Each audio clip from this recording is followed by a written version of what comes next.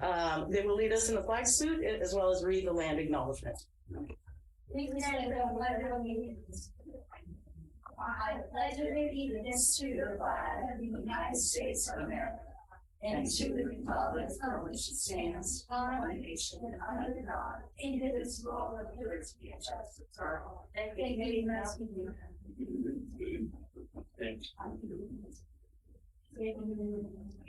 I'm going to be the land acknowledgement.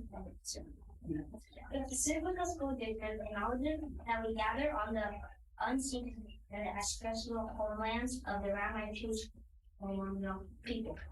As guests, we humbly extend our gratitude to the Ramaytush technology of the community.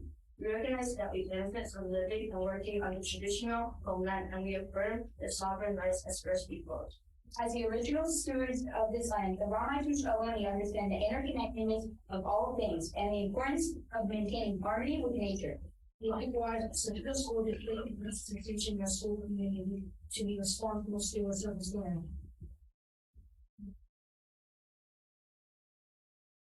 Sunset Ridge has taught me many new things about that I couldn't have been able to experience in other ways. I've learned how to harmonize with my peers and make the world a better place. The Sunset Ridge community is so supporting and inspiring. Here at Sunset Ridge, we not only teach school subjects, but we also teach children to be the best they can be, like being kind and respectful to adults and peers.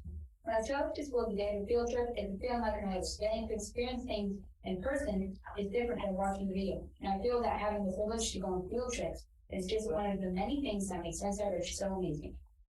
Our community at Sunset Ridge has a unique way to keep our kids. It makes kids feel engaged and happy about learning. Some kids say they like the prizes, the rules, and just the general fun about learning in our community. Thank you.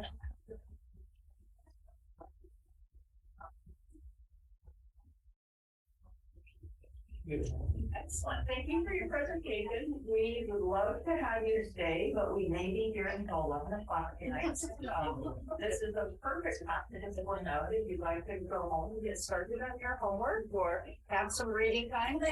Thank you, guys. Thank you, everybody. Thank you. Great job. Oh,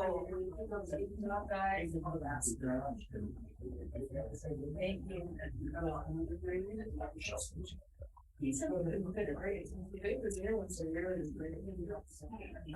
Okay. Barbara, would you take the roll call? Yes. Trustee Bell. Here. Trustee Burkini. Here. Trustee Dodge. Here. Trustee Patel. Here. Trustee Villalobos. Here. All right. The district records the audio portion of the meetings. All recordings are kept in the superintendent's office for 30 days and are available during the time period for inspection by members of the public on district equipment without charge. In-person speakers wishing to address the board on agenda or non-agenda items, please complete a request card with your name, address, and the item number and submit it to the board president or the superintendent. You'll be called to address the board and may speak for up to 3 minutes. Virtual speakers wishing to address the board on agenda or non-agenda items, please submit the your first and last name and agenda item you wish to speak on in the Q&A area of the webinar. Please do not submit comments or questions in the Q&A area. You'll be called to address the board. Your microphone will be unmuted and you may speak up to 3 minutes. After you have spoken, your microphone will be muted. The board met in closed session to discuss the employment of a new superintendent. There was no action taken. All right. All right. Okay. Approval of the minutes. Are there any questions regarding the minutes? March 8th, 2023. No questions? Do I have a motion to approve the minutes of March 8th, 2023? I'll make a motion to approve the minutes of March.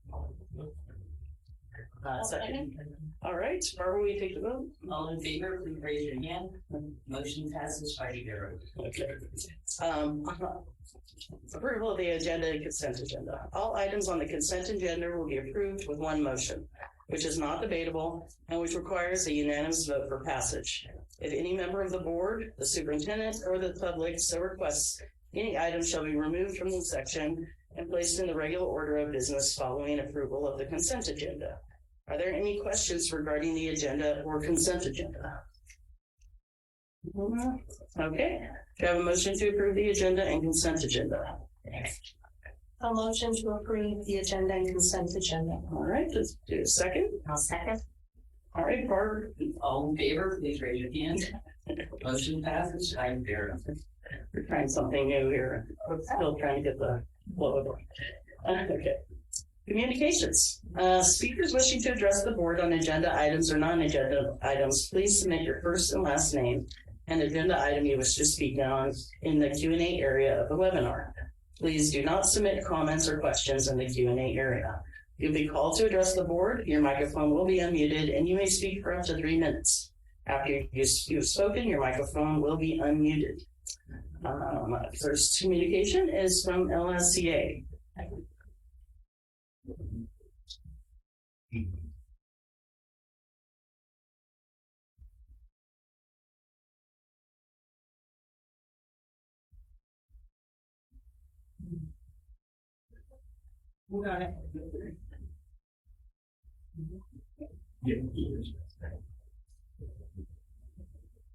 Hello.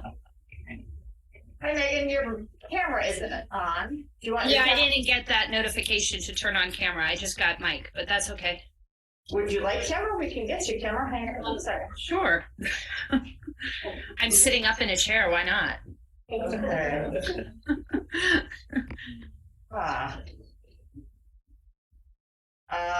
So I actually. It's okay. It's okay. Okay. Yeah, it's fine. All right. So let me get my windows here correct then. All right. Oh, here we go.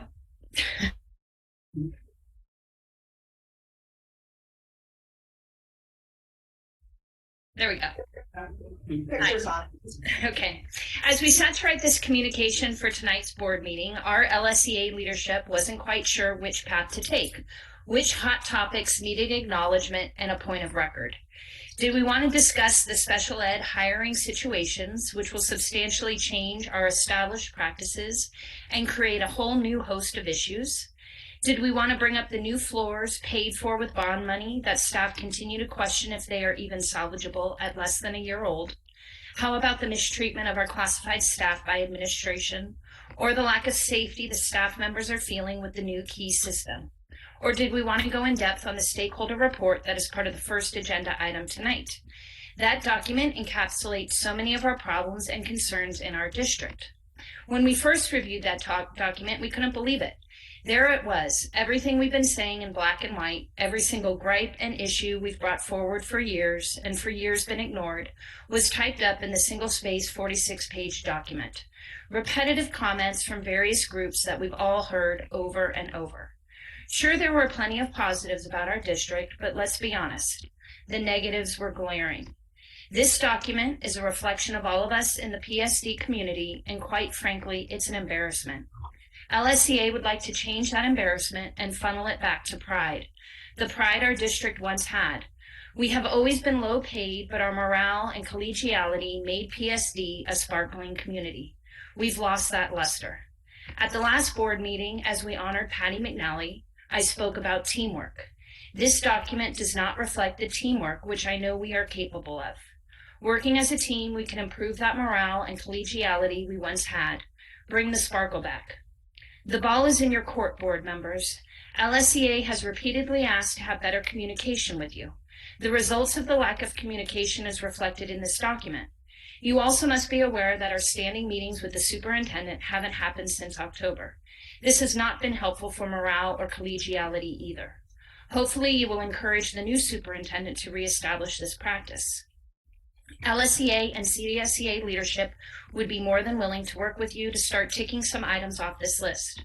We'd be more than happy to join you in a work study session focused on brainstorming simple ways to improve all of our morale. Having open and honest conversations with all stakeholders can help establish a foundation for our team so we can bring back that sparkle. Thank you.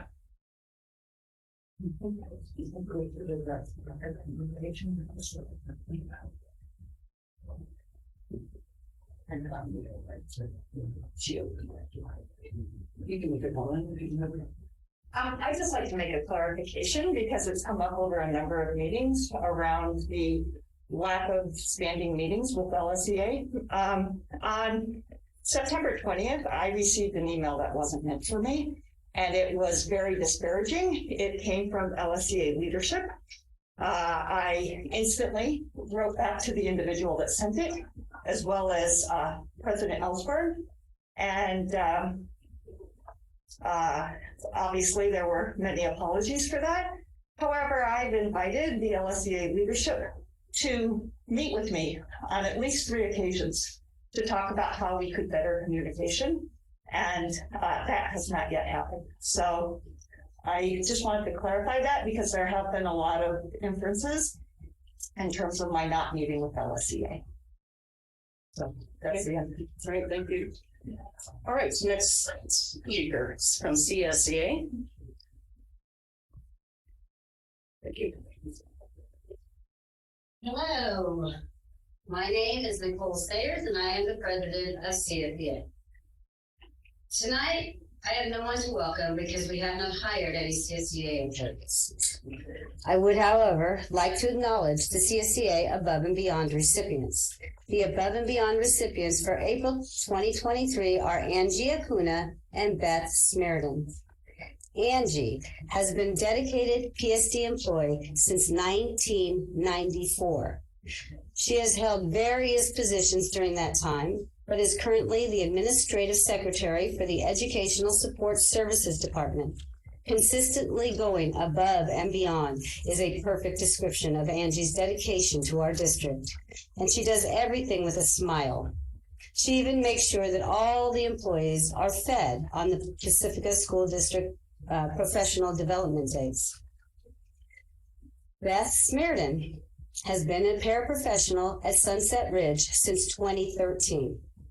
In addition to her hard work helping our students with their reading proficiency, Beth also donates wonderful books to our students out of her own pocket.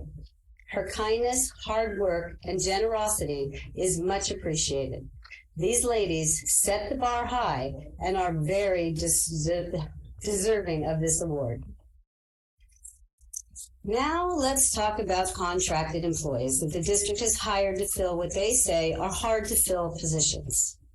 These positions are classified and certificated positions. Let me state for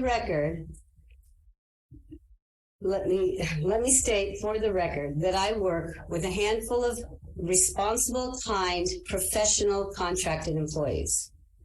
I've also worked with many difficult to deal with, arrogant, unprofessional contracted workers. As if our workloads were not difficult enough and our days not stressful enough, we have contracted classified employees with little to no knowledge of what they are supposed to do, and we add unpaid training to our day. After they are trained, they love to state how much their hourly wage is compared to ours.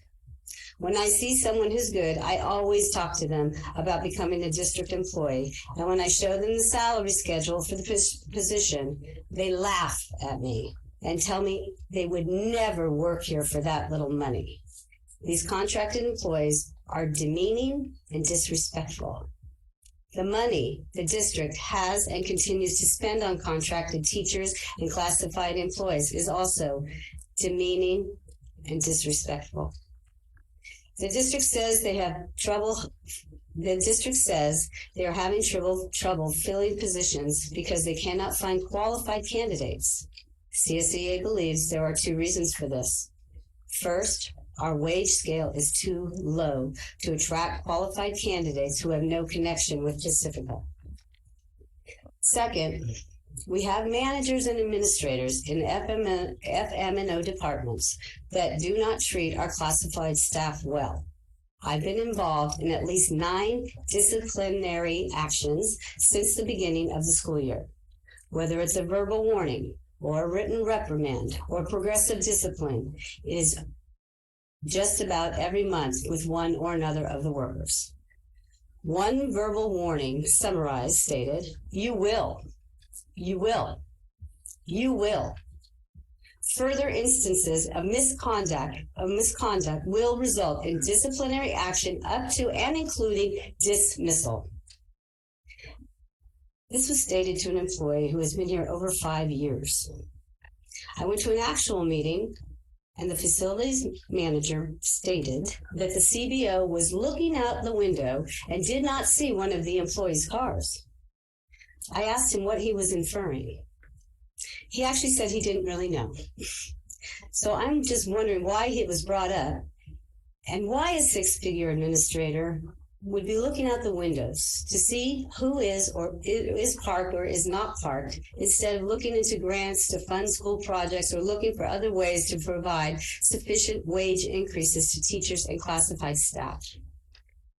They're written up for having a messy van, but they don't really have time to clean them. They are written up for not responding to verbal requests immediately when they are already out there working. 1 week ago, on a Friday, a worker was completing a work order and went home at the end of the day. The facilities manager called the employee back to work after he already arrived home in Burlingame.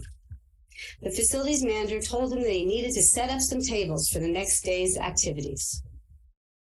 Nowhere in the day did the manager check on the employee or relieve him of the work order to do the tables. But the employee came back and completed the job. Neither the CBO or the facilities manager sent the overtime paperwork link to the employee so he could receive his travel time and overtime. Luckily, I was in a meeting on the following Wednesday. It was a disciplinary meeting for that guy, the guy that set up the tables, and I brought up the timesheet link, and Carla very quickly sent it to him. But I shouldn't have had to bring that up. It should have been offered right when the job was finished. Now, I could go on and on. We all know that. But I'm going to stop now, and I'm just going to ask once again of the district to please start treating our employees with respect, to be prepared when we have negotiation meetings, to start looking for funding sources so we can start to budget yearly wage increases, and to stop treating grown adults like children by using disciplinary action every month. Thank you for your time. Thank you. All right, next, people wishing to address the board. In the first one, we have Sandy Mills.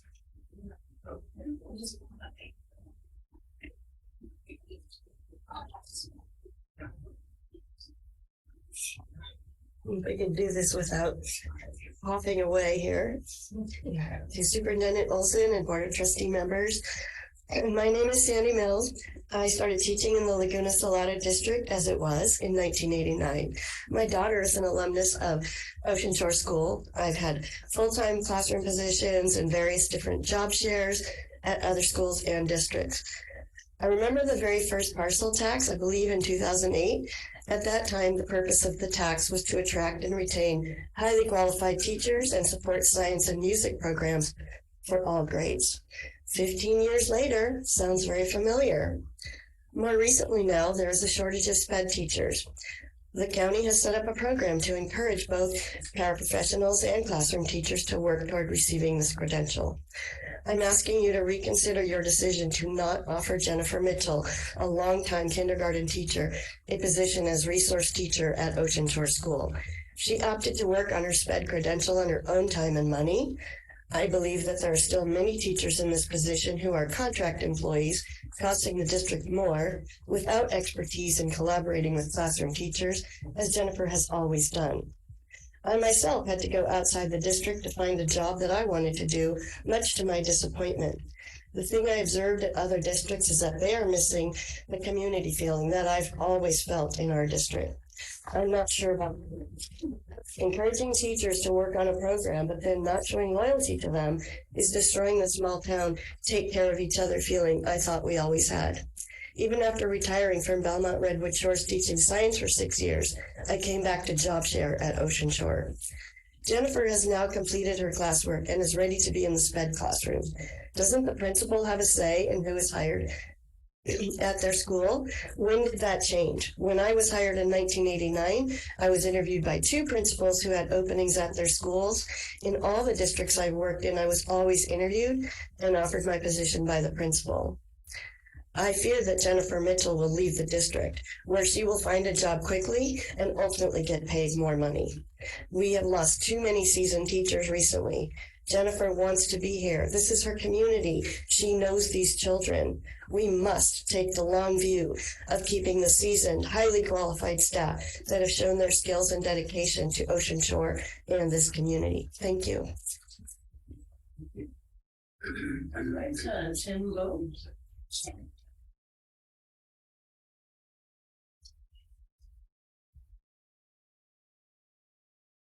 Thank you. I know that all of you and really all school boards across the California area and really the entire country have a lot of challenges in front of them.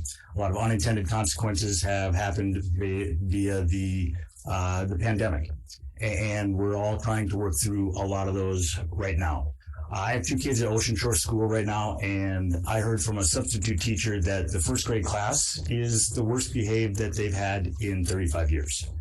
This is not uncommon, unfortunately, due to the fact that these kids did not have a lot of social interaction for the last 2 or 3 years. These things require additional counselors, vice principals in order to help throughout the school day. And I'd like to see the school board and the whole community do more to address that. I understand it always comes down to budget and money, but it's something that I think that if we don't do, myself, as well as many other families that have already done it, will take their kids out of the public school district and into private school. I think that is unfortunate. I want my kids to be in public school. I was in public school. I think there's a lot of benefits to it. But I think we really need to double down, especially on the kindergarten, pre-K, first grade, second grade, where half of their life they did not get to spend, for a lot of them, in social circles. That's topic 1. Second topic, there is a head janitor, George Machado, I believe is his name. I have not personally interacted with him, but I've heard time and time again where someone earlier mentioned about the disrespectful conversation. He told a teacher that what was the exact thing? It is below my pay grade to speak to you. All the teacher wanted to do was talk about the fact that Ocean Shore right now has a real janitorial problem. The night janitor apparently is not there for some reason. I don't know if they left, but we now have an ant problem. On top of the ants, we now have a rat problem.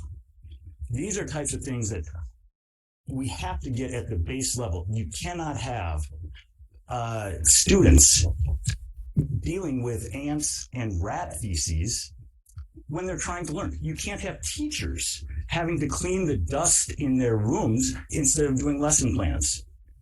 To me, I find it extremely ironic. A year ago, 2 years ago, think of how far we went to as a community to clean all the flat surfaces. But now we can't even take care of ants, rats. This is something that has to be addressed in the immediacy. If we don't have a night janitor, we expect the parents to come and clean the classroom. If that's what it takes, I'm sure the parents will do it, but that is ridiculous.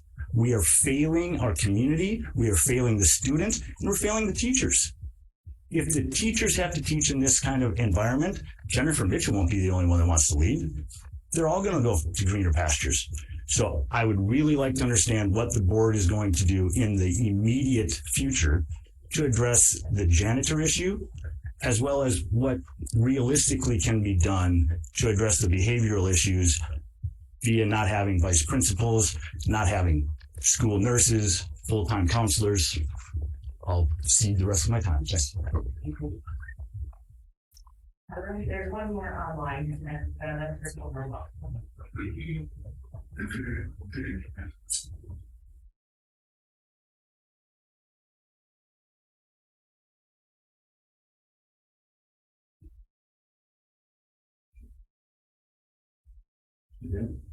Hi there, can you hear me? We can. Hi. Okay, great. I just was speaking on tonight. I noticed that on EdJoin, there is a principal position posted for IBL. After a number of years here in the district, I found it shocking to know that we have had zero communication with the district office to meet with our staff. This is not the first time that we've had a new administrator position open. This will be my 4th or 5th administrator. I also know that there were 2 administrators hired last year. I know the other sites, and in the past, our site has had the ability to speak with district about our needs, and prior to the positions being posted. Feels a bit disrespectful and just completely, lack of communication with us as usual over the fact that we are on our 3rd principal for the year and that there has been literally no communication with us, and the fact that the position has already been posted when that has never been past practice for other schools or ours, quite honestly. So I just wanted to bring that to attention. Curious if the district was going to reach out to our site or just wait until we have to bring it up as usual for the fact that we are in need of some support, and it would be nice if there was any sort of communication about the fact that we once again are looking for a new administrator, and if anybody was going to speak to us about it. Thanks. All right, thank you, Rachel. Okay, the board, was there any correspondence this week? Let me just go to my email real quick.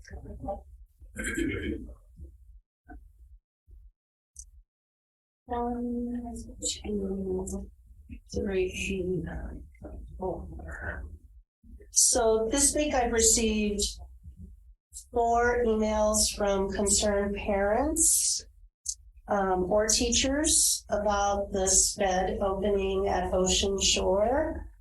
And then I also received 1 email about the janitors and lack of. I did answer everybody except for 1 person who came in during the meeting, so I couldn't respond to that.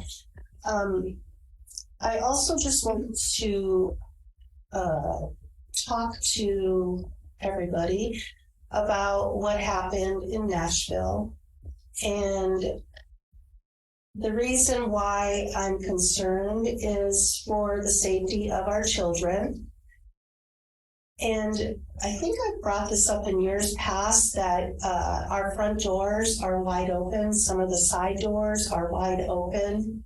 And I know we're getting locks and buzzers, but I think that the board, just in my opinion, needs to meet in somewhat of an emergency meeting and talk about the safety of our kids and locking the front doors and the side doors.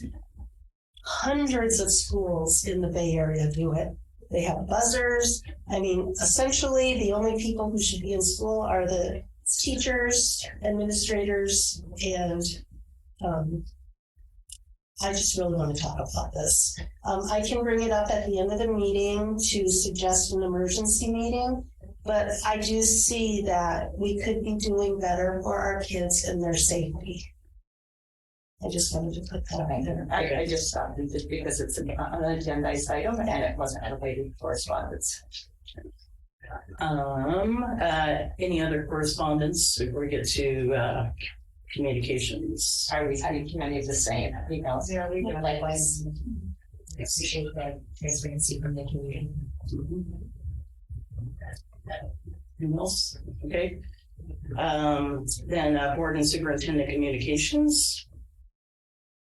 Would someone like to start? I don't have anything to share with you. Okay.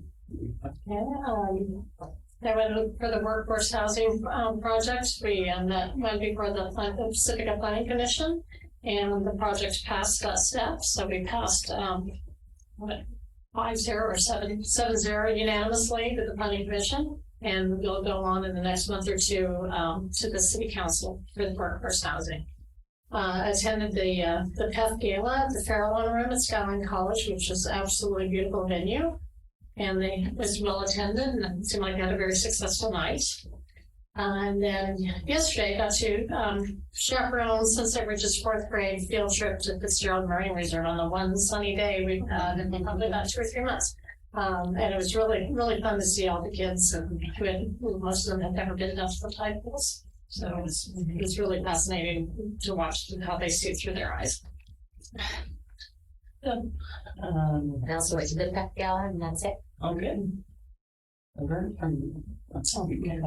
Okay, and I've just been attending weekly meetings with Dr. Olson, and I watched online the planning commission meeting, and that was great. Exciting news. We're getting there with workforce housing. We're really close to the end there. So that's it for me. Same as other meetings. Alrighty. Okay, so we're moving on. District goals. The district values the goals provided in our local control accountability plan and strategic plan. All of our district board agenda items are tied to these goals. One or more goals are listed in the description of each board agenda item. The details for each of those district goals can be accessed on our district website at www.pacificasd.org. All right, and I'd like to invite up the representative, Mrs. Anderson, and I'm getting Dr. Maria, sorry, to talk to us about and review the stakeholder input.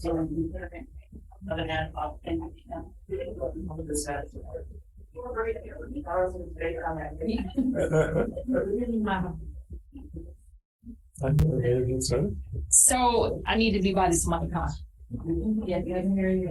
Okay. Yeah. So good evening, everybody. Just good to see you all, and just super honored to be here representing McPherson and Jacobson. We are here to, and again, the board honored to be hired as the contractors to support you in hiring your only employee, which is the superintendent. And we have already begun our process with you, as you all know. We've got a chance to meet with stakeholders. We have applications that are coming in as we speak. The deadline is tomorrow, so this is typically about the time those applications come in. A good chunk of them come in now. But our role tonight is really to give a little overview of the stakeholder input that was shared in the report, and then also talk about, as you go through the interview process, what it looks like to possibly include stakeholders in the process. So those are kind of our 2 big items tonight, and we'll go as quickly as possible because we heard that you plan to be here till 11. I hope not. So Dr. Dan, who is my amazing colleague, we have done several searches together, and so we're super excited to continue this important work, to continue to support leadership through the role of obviously superintendent, but also locking arms with you as the board. And so we do feel it's really important to have input from the stakeholders to give some context of what people feel about the 4 questions we asked. So we are going to give you a copy so you have it in front of you because you gave them back in session. And then also we have copies of the report, hard copies that Barbara will maybe hand to you that if you want to have in the office, and if anyone here would like to grab a hard copy, we have some here for you as well. Okay? And so Dr. Dan is going to walk us through just the executive summary and give a little context as we get started, okay? I realize we took them back from your folks. Well, as Nicole has mentioned, we've had the opportunity to meet a lot of your community. We were also up against weather conditions, and for a couple of our meetings, nobody showed up. And I'll just tell you one reason why. I was leaving one of your campuses one night of one of the worst nights of the storm, and I literally had to hold on to my car handles because the wind was going to blow me down. And I'm no small puppy here, so we were working with that, but we did get a substantial amount of information. Those folks who did attend and or filled out the online survey had a lot of information to give us. Mrs. Anderson, myself, and we have a 3rd colleague who helped us with a couple of the meetings because of time schedules and things like that. So Dr. Shelley Holt helped us as well. We had a number of folks, and you'll see in the executive summary that we had about 112 responses in total to either face-to-face, online, and or on surveys that were also on your website. We asked 4 major questions. Tell us what's good about your community, the broader community. Tell us what's good about the district. What are the issues a new superintendent should know about as they come to this position? And finally, what are the characteristics, attributes, and skills one should have to be successful in this position for Pacifica? Now, I'm just going to go through the executive summary. There's a lot of detail. This is a 47-page report. And what we did is we went through this whole report is that the only things that we redacted was anything that was any profanity and any specific names. We tried to not identify individuals. And sometimes that was even more difficult than not. But what I'll go through is the themes that came up from each one of those 4 questions. And remember, the first question was, tell us what's good about your community. And what we heard over and over was location, location, location. And you have some samples beneath each of the themes. And the first one there was a beautiful place to live. And I can tell you that I arrived here myself several times early. And I just enjoyed being in front of that ocean. So, yeah, I can see where your community is coming from on that one. The small town feel. Pacific is a little engine that could. And I think that captured it. Very supportive community. If there was a need in the community, we will rally around our own, is what we heard over and over. And then the growing diversity. Pacifica is as diverse as it ever has been. And we heard this expressed in a variety of different ways. Our second question was, tell us what's good about the district and the schools. The first thing we heard over and over, and remember, we talked to teachers, we talked to classified staff, we talked to parents, we talked to various community groups, et cetera, and they're listed in the report later on. But thing we heard over and over, a dedicated and caring staff. The classified staff brings particular strength to the district because of the institutional knowledge that they bring forward, and that we have dedicated teachers and support staff. The whole concept of choice, the fact that parents have a choice of schools and are fiercely loyal to the schools that they do select. Also, parent involvement and commitment. Dedicated parent volunteers, PEF, and Pacifica school volunteers. It also was expressed another theme, collaboration and collegiality among staff. Staff is very close and it feels like a family.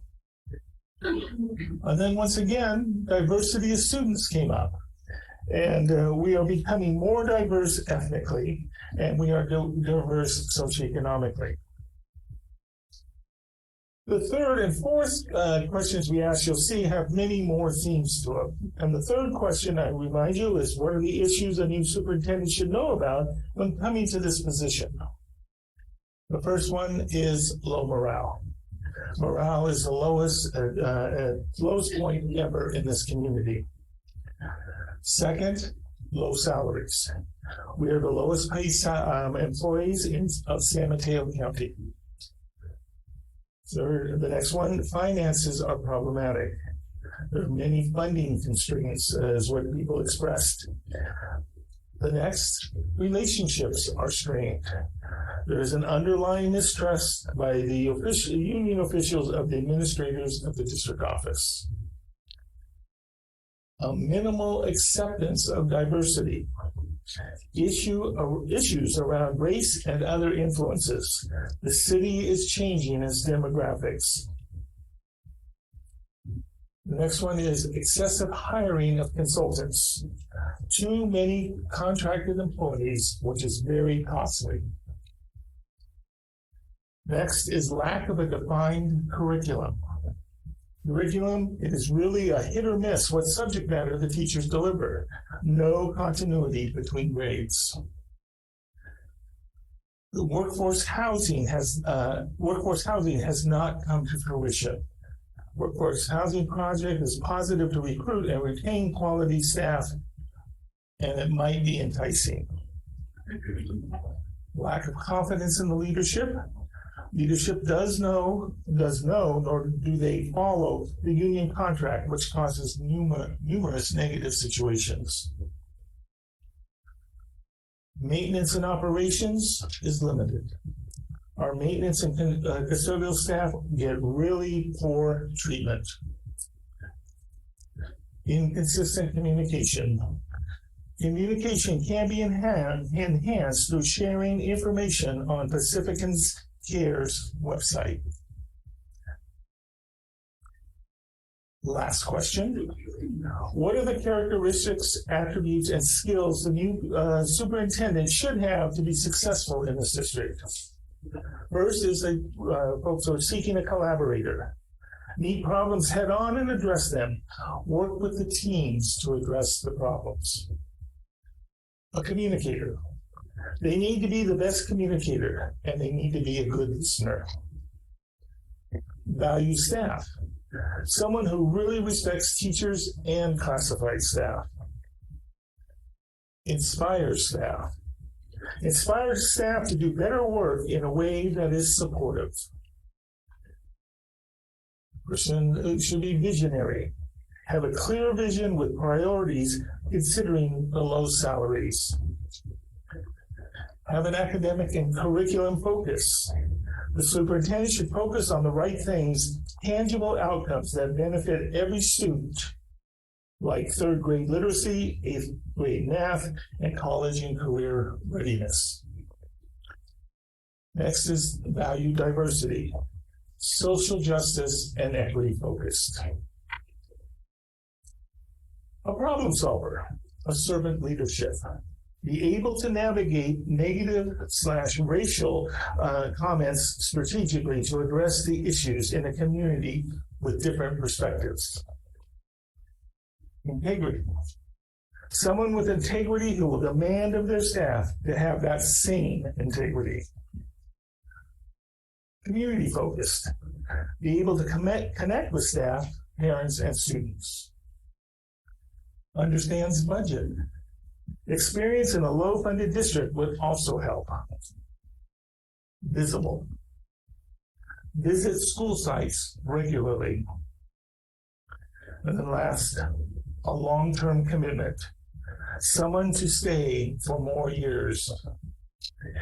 Now, that's a summary of the executive, that's the executive summary of the entire report. Again, there are more details of comments directly from the responses we received. This document, now that it's a public document, I can assure you the applicants we already have and those that we will continue to get over tonight and tomorrow will become very valuable to those applicants because they will use this in determining what they see as a vision or the needs of the school district. Sometimes these documents can be a little bit painful, or a lot of it painful, because it enhances the good things you do, but it also points out the blemishes.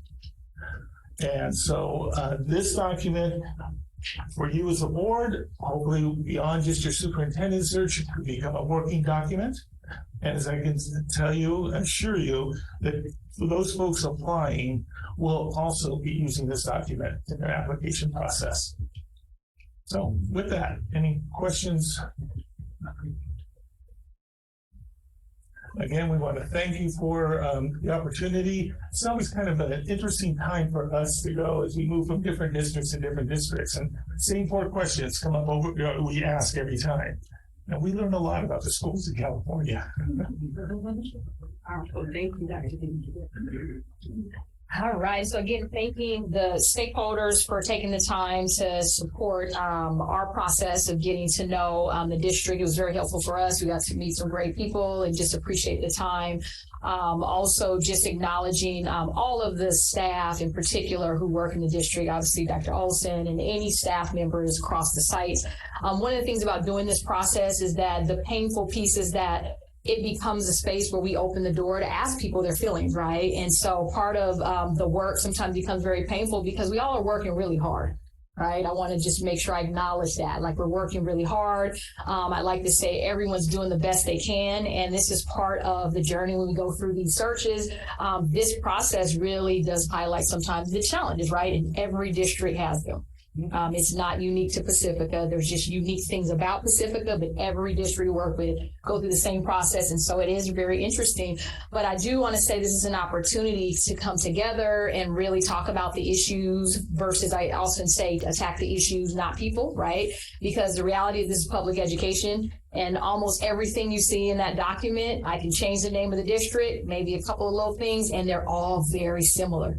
And so I want to say that to you because you also can build upon the great things that are being done here. And this is part of what I encourage you to continue to do is often even I think about public comment, right? And how do we balance, right? Like what is working really well and then also where the challenges. And those are some of the things that we often try to do in our collaborative spaces when trying to really move districts and the community forward. And so I say that often in many meetings I'm in is, you know, how do we try to kind of balance those, like what's positive and obviously the things that we got to work on. And so I encourage you all as we go through this process to continue to build and really, again, honored to spend the time. And thank you again, Barbara, for, I call it herding the cats, right? And Dr. Olson, I know you're helpful in trying to just help us just get people together. So thank y'all, because I know it's a lot of work.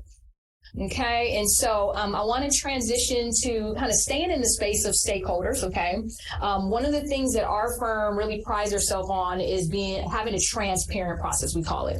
And when we say transparent, meaning that once we get past the space of having our applications closed, we then go into now having to meet obviously with the board. We'll meet with you all again on April 14th, and we'll start to talk about who has applied and who you may want to consider to interview. And so in that process, obviously you are going to interview the candidates that you select, but also there's an opportunity to have stakeholders be a part of a panel process and allow stakeholders to do some interviewing as well. And so what that is called, typically we think of it as another committee, right? So you all have committees that you appoint. Sometimes we call them an ad hoc committee. And so in this process, we want to get from you an indication that you would like to include stakeholders in the process around doing an interview panel as well. And so what I want to share with you is kind of how you would select who that would be and kind of a process for it. But I just want to pause and see if that is what you all are open for in this particular space. All boards don't do this, by the way. Some boards like it as a closed process, they call it, where it really keeps it confidential to the end. And so I do want to say sometimes people are very leery of it because it becomes an open space where even though we all sign confidentiality statements to say we swear to secrecy and we were not going to release this information about who applied and what anything that happened in that closed session ad hoc committee space, the reality is that is a great process to allow stakeholders to really get to know, like, you know, who might be the finalists, right? But also giving them a chance to give input to the board, right? Because I think it is also really important to hear like what the community feels as well, while also honoring that it is your process. And I want to always say that really clear. This is your one employee and you do have an opportunity to invite your community to give input, but it is still your final decision. And so as they go through a process, we talk about actually that interview space. No one is ranking who they think is the best, right? But it's really about where they see the strengths of this person and where they see maybe an area of growth or concerns. And that's what you all get to get input on. But ultimately, you are ranking. You all are going to be making the final decision. Okay, and so I'm going to go through what that process could look like. We want to get an indication from the board collectively that you feel you would like to include your stakeholders in the interview process. So I'm seeing some shaking of heads. Yes, yes. All right, good. And we love this process because we do feel that it really does help with the decision making that you get to in the end, but also do understand confidentiality is absolutely a concern. It's often say to the groups, these are people, their livelihood is at stake. And so we never want to breach any confidentiality. And so we definitely will go through a process with the stakeholders around that space. So a couple things since you all are like, yes, we're going to do it. So first things first, interviews, the actual dates. this is super important, is that interviews, we agreed to April 21st and 22nd, which is a Friday and a Saturday. So what that means is it is officially on the calendar, and that is the date the candidates have also understood the applicants know about. So they're all holding their calendars. So we often say that is the date we don't do any special family events, birthday parties, weddings, you name it. We don't go to Hawaii. Like literally, like it's a sacred time, right? Because this is where we're interviewing. And so that also means the stakeholder group has to agree to that. And if it typically is a 2-day process, and we won't know that until April 14th because it depends on how many people you want to interview. And so we often will say in communicating to those that are going to be part of the stakeholder interview process, 2 days they have to commit. And so that's a really important thing. It's not okay, very highly discouraged having one person come one day and then another person the next day. It just is not fair to the candidates. And also it really causes a real kind of confusion in the process because you have all these multiple perspectives. So part of what I want you to think about is that we typically recommend about 15 people. Okay, representing your community. When we say 15, what we're thinking about is representation of your community, right? So we like to say have a diverse representation, right, as best you can.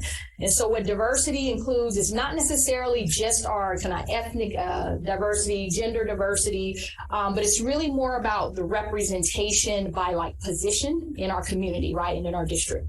Okay, so that's what we're referring to. So, for example, we think of if you have 15 people who are going to be on this interview panel, about 7 of them may be what we call district staff, and then 7 would be like community or parent members, and then 1 a student. Okay, so we always say it's really important to have our kids be a part of the process. Okay, and so from what works best as we think about this, and this is where I'll just go back to, I know Barbara's been a great point of contact in helping us. I call it herd the cat. So this is the next cat herding we start with, right? And so one of the best ways to create this group, like who is going to be on the panel today, we're not going to talk about names, but more like positions representing these groups. So one great way to do this is to have the staff kind of pick through their employee organizations. Okay, so you kind of put that out to say, hey, we want to get your recommendations from like your employee organizations, your unions. Okay, so allowing them to kind of give the recommendation of who they like. That typically works pretty well. We also say that, in some spaces, like having like 3 teachers from 3 different grade level clusters sometimes is helpful in that structure. Having 2 classified members and to say those 2, they're different positions, right? So important to think about it like that so you have a different perspective there. And these are all just structured. You can make the numbers however you want. I'm giving an example of that composition. You can have 2 administrators, and sometimes you'll say 2 would be 1 from the district and 1 from the school site. So that's a thought. And then also, again, your student members, you all don't have a student board member, if I'm mistaken. So sometimes the boards will select their student board member. In this case, you may think about, hey, reaching out and maybe the principals have recommendations from their leadership group. I know ASB is something that happens a lot of times in their middle school space. Even though I totally respect our youngsters, I just saw them earlier, right? And they could probably run this district, right? Be clear. But a lot of times the boards typically pick older students, right, who are like 8th grade-ish, like 7th, 8th grade. So it's really up to you all. And I'm sure there's some great kids to pick, but definitely having kiddos is really something we recommend. When you're thinking about like site administrators, you can even say like principals, hey, they pick someone. So you may just put it out to all the principals, hey, they volunteer one of their principals. And then also like for district employees, district office, it may be that you all say, hey, we want to pick someone from the district office, right? So you have some options, but you can see the composition. You want to have it like representation from those positions at the least. I didn't say also your community, right? So your community definitely should be a part of that. And we got to meet some amazing community members during the stakeholder process. So I'm sure there's some great ones that you also want to outreach to and include in the process. And so when you think about community and parents, right, you have your parent, you all have PTO. PTO, yeah. So having your parent leaders, right, really kind of reaching out and saying, hey, who would they recommend to represent? Okay, so it's a lot of outreach for this, right? Versus you all just kind of picking names, right? And saying, hey, I know this person is really about asking your stakeholders to give recommendations. But in the end, you all are making the appointment, okay? One thing we also recommend is alternates, I should say. an alternate. So what that means is, let's say we get to, April the 19th and someone gets sick, God forbid, right? We want to make sure we have an alternate to replace them.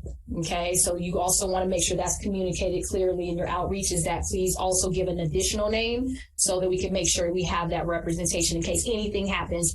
But the main thing is, whoever it is, it's 2 days, right? And that's what you have to communicate now, even though we might not know this until April 14th, which is when we meet with you again. And also that's the day you're going to make your appointment and say, here are the names of the people we're appointing based on what was recommended to us. If that makes sense. Okay. I'll pause there for a moment because I want to kind of go into again what the process looks like when doing the interviews, but I want to pause for a moment just about questions or thoughts you have about the composition of your stakeholders and groups that you want to make sure you have represented, so that we don't miss anyone, right, and exclude anyone, but you all know better about what that representation you'd like to have in that space. So I'm going to pause and see what questions or thoughts you have. I just had total health teachers and parents. Okay. In both areas, I feel we should choose from 8 different age groups. Particularly in parents, we should have a parent that's only been in our school district for 2-3 years at most, as well as someone who's at the end has a 6th, 7th, 8th grader possibly. Got it. So that we're getting the full parent experience. Got it. Okay. And then teachers, maybe even the same way. Maybe we've got one who's only been working for a district for 2 to 3 years. Okay. And then someone who's been with us a lot longer. Okay. Just so we get a full picture of what people are feeling. That's good to have. Yeah. That's helpful input. Yeah. Helpful input. That's it. Yeah. For me. Thank you. And can I just pause and say, this is a good example that the community needs to hear. And as you're communicating out, saying that, for example, like for your teachers, when you're reaching out, you're not telling them who you want, but you're saying, hey, we would like to have this balance of experience. So that's important to hear. Yeah, but what you all would like to have included. So thank you. I had the idea of the teachers, a younger one who's maybe been here for 1 to 3 years, and then a senior seasoned teacher. Also, our different groups that we have PTOs, maybe one PTO person, one PEF person, one PSB person. But I like Linda's idea of the different ages too, of parent and student. Got it. Okay. Any other thoughts or recommendations, questions? I mean, this might already be built in, but just making sure that we have even representation across the school sites as well. Yeah, good one. Yeah. Yeah. And it's tough because the numbers might not add up to that, but I think making sure like somehow that's the case. And that's something you all actually, I think, are going to see in the end once you see all the recommendations come, but that's helpful. Yeah, keep going. Any other thoughts or? Okay. All right. So based on just that piece, I'll work with Barbara as point of contact just to make sure there's real clarity on, okay, here's our number, right? And then even the language to do the invitation. And again, just key deadlines for them to remember is April 21st, 22nd, right? That'll be very clearly stated. You have to commit to both days as of now. There will be an update after April 14th meeting. So that gives about another week to let people really know that what the plan is, and also even the schedule. What I did say is a typical day for a stakeholder group is about 8 to 2, 3-ish, depending on like what the schedule looks like with all the different components that you may have on that day. So it's a pretty full day, but it's not into the nighttime. That's the good part, but it is 2 days. So that's important also to share and make sure they know it's a 2-day commitment, but it's about that 8 o'clock time until about 2 or 3, just depending on the number of candidates you have on each day. Okay. In terms of the process, I want to make sure this is really clear, that is communicated, is that I mentioned earlier it's confidential. So one of the things we do when we get to the interview space is we actually have each person who is either directly or indirectly related to the interview process, they have to sign a confidentiality statement. So that would include the board, right? You all would sign it. It includes point of contact. It includes anyone who is going to be a part of the process, even down to like, hey, they're going to unlock the door and be here. together, possibly not interact per se, but may see candidates. So it's really important that anyone as part of the process signs that confidentiality statement. It also will include the people who are going to do the interview, right? And the panelists. And so we actually start the day off. If I say, hey, the day starts at 8 o'clock, part of that first part of the day is 1 hour where we do an orientation with the stakeholder panelists. And they have to sign a confidentiality statement. It simply states, just kind of all the reasons why, but also that this is your process. And at any point, nothing is to be shared, even though like I might represent, like a principal, for example, right? And so even though I represent principals, that doesn't mean I get to leave and go tell the principal, here's what we did, right? And sometimes that can be misconception. Yes, I'm representing principals. I'm representing that voice, but I am not there to actually report back. It is confidential. It's like closed session, just like the board. We cannot talk about it except within that space. So we have everyone sign that. We talk about very clearly that these are people who are applying and want to be the superintendent here, and they've gone through a long process to get to apply. But also it's very much their livelihood, right? There are people who want this to remain confidential because in the end, how many people are going to get to hire? Just one, right? So that means anyone else who isn't hired, right? They have their own career, aspirations and changes they may want to make. And we do not want to compromise that for any reason. It can be really, really bad for people. And so we are very adamant about it. And so one of us actually are in the interview process with the stakeholders. And so we politely and very lovingly threaten the group that you're signing your life away, but you promise. And I'm laughing, but I'm really, really serious about it. It is something that has to be emphasized over and over, that this is a confidential process and at no time is it to be shared. And if there are questions from any of the stakeholders, we do usually direct them to the board president to say, if you got questions, you're not sure, go ahead and check in. And at most, what we might find is that, if you are representing a particular group and you have someone who's asking about what happened, at most you can say like, we are part of a process, right? Everything I'm sharing right now, this is public, right? Those are the things that can be shared, right? There's a number of people that have been appointed. We all know that publicly, right? We all did interview process, very general kind of process, but nothing about the details of it. And I think that's important and fair, because also I know people are very concerned about the process and they want to know. But I do also say the board has hired us for a reason, and we do this process pretty well. And so I always like to say to folks, just trust the process. We've been doing this for a while, and it actually works out really well in the end. And the stakeholders appreciate that they had a chance to be kind of informally introduced to that potential finalist, right? And so for that, the process is really powerful, and usually we get really good feedback, and people are thankful that the board is inviting the community to be a part of it. So I want to kind of pause there because I think that was actually one more piece. It's super important. The purpose of this group is to give you all feedback. But again, I mentioned earlier, not to rank, right? So it's not about, hey, I like Dr. D and I think he should be number 1. Right. And Nicole Anderson, I think she should be number 5 because I don't really like her because her hair wasn't done right that day. Right. I'm joking, but in all seriousness, people are going to want to pick who they like. Right. And that's very normal.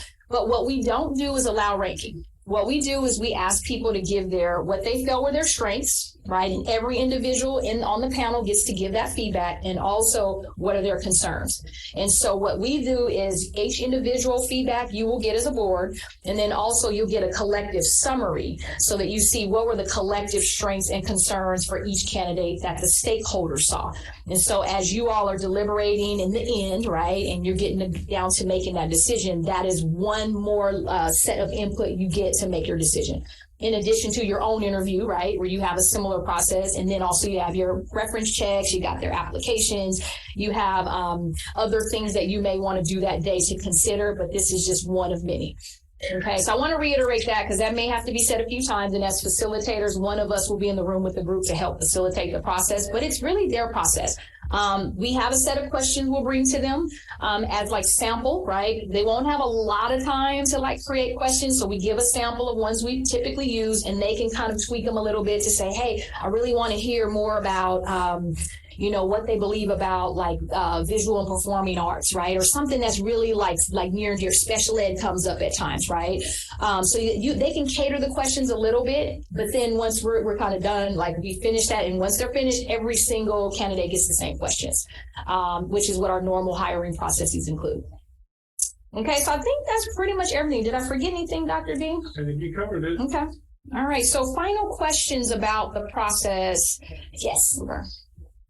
So are people going to come forward to after we make an announcement that we're looking for stakeholders? Good question. And how are we going to choose who those people are? Who's going to do that and when? Yeah. Good question. So one is we always go through point of contact, right? Which is Barbara in this case. And so people can always outreach to us, but what we do is redirect them to the process, right? And even in our stakeholder input sessions, like we said, hey, you all might be interested. We don't know what the board will do, but there will be an opportunity for you to kind of reach out and say, I'm interested. But I think we start first with the outreach, right? The invitation, right? With the kind of parameters of what you all are looking for, which you just shared. And then from there, if anyone outreaches, again, there you get to a point of she will have names, right? It will be presented to you. And then you all will decide based on the balance. And I think you mentioned that, right? Like, how do we make sure we have good representation so that collectively you will have names that you feel represent. And then we often say, make sure the ones that weren't selected, that you really, acknowledge them and make sure that they, are thanked for their input and our willingness to be giving input, but that, you've only picked so many people, right? And typically I said 15 is about the magic number. So that would be what I would recommend. You all have us as, a resource in between. So I think, Linda, we always, have an opportunity with board president to say, hey, let's check in, to make sure that you all feel comfortable about the process. And Barbara, same thing. So as things may come up and you get to that place of just wanting a little bit of, help on that process, we're here to support that. But of course you won't make any decision, right? Based on the Brown Act, your only decision is when you get there. And that's when we talk about it on April 14th. And so we kind of help you with that. And I think it's a special meeting, so it may be one of your only open session items, right? If I'm not mistaken. But we will be there with you to help support the final process. And so, but again, you all will get that when you post, usually you post before your meeting, you get a couple of days, so you'll have time to process and then you talk about it here. Yeah. Okay. Yeah. All right. I think that was everything. You might be out of here by 10:59 instead. All right. So, yeah. Good. Okay. All right. So we'll be in touch. We'll follow up. And if you have anything, you know where to find us. And again, thank you, community members who gave us input. Thank you, staff, for providing the space and opportunity. We're just honored to get you moving along to the next steps in the process. So, thank you. All right. Thank you. Thank you. Okay, great.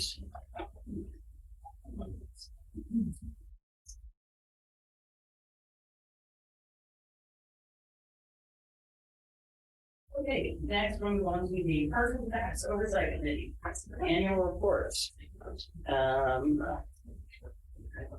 We have a representative community chair. Yes, we're going to bring the numbers up on the screen.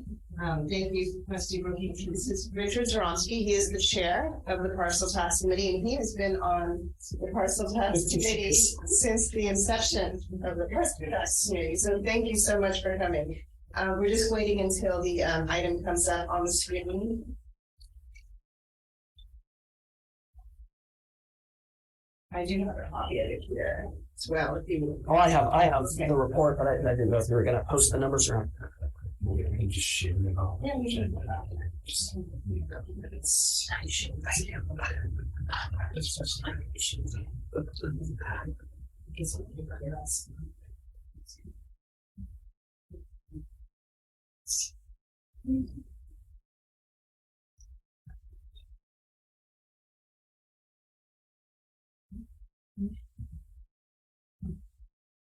Oh, sure. I wonder if you want that open. I'm happy to close it.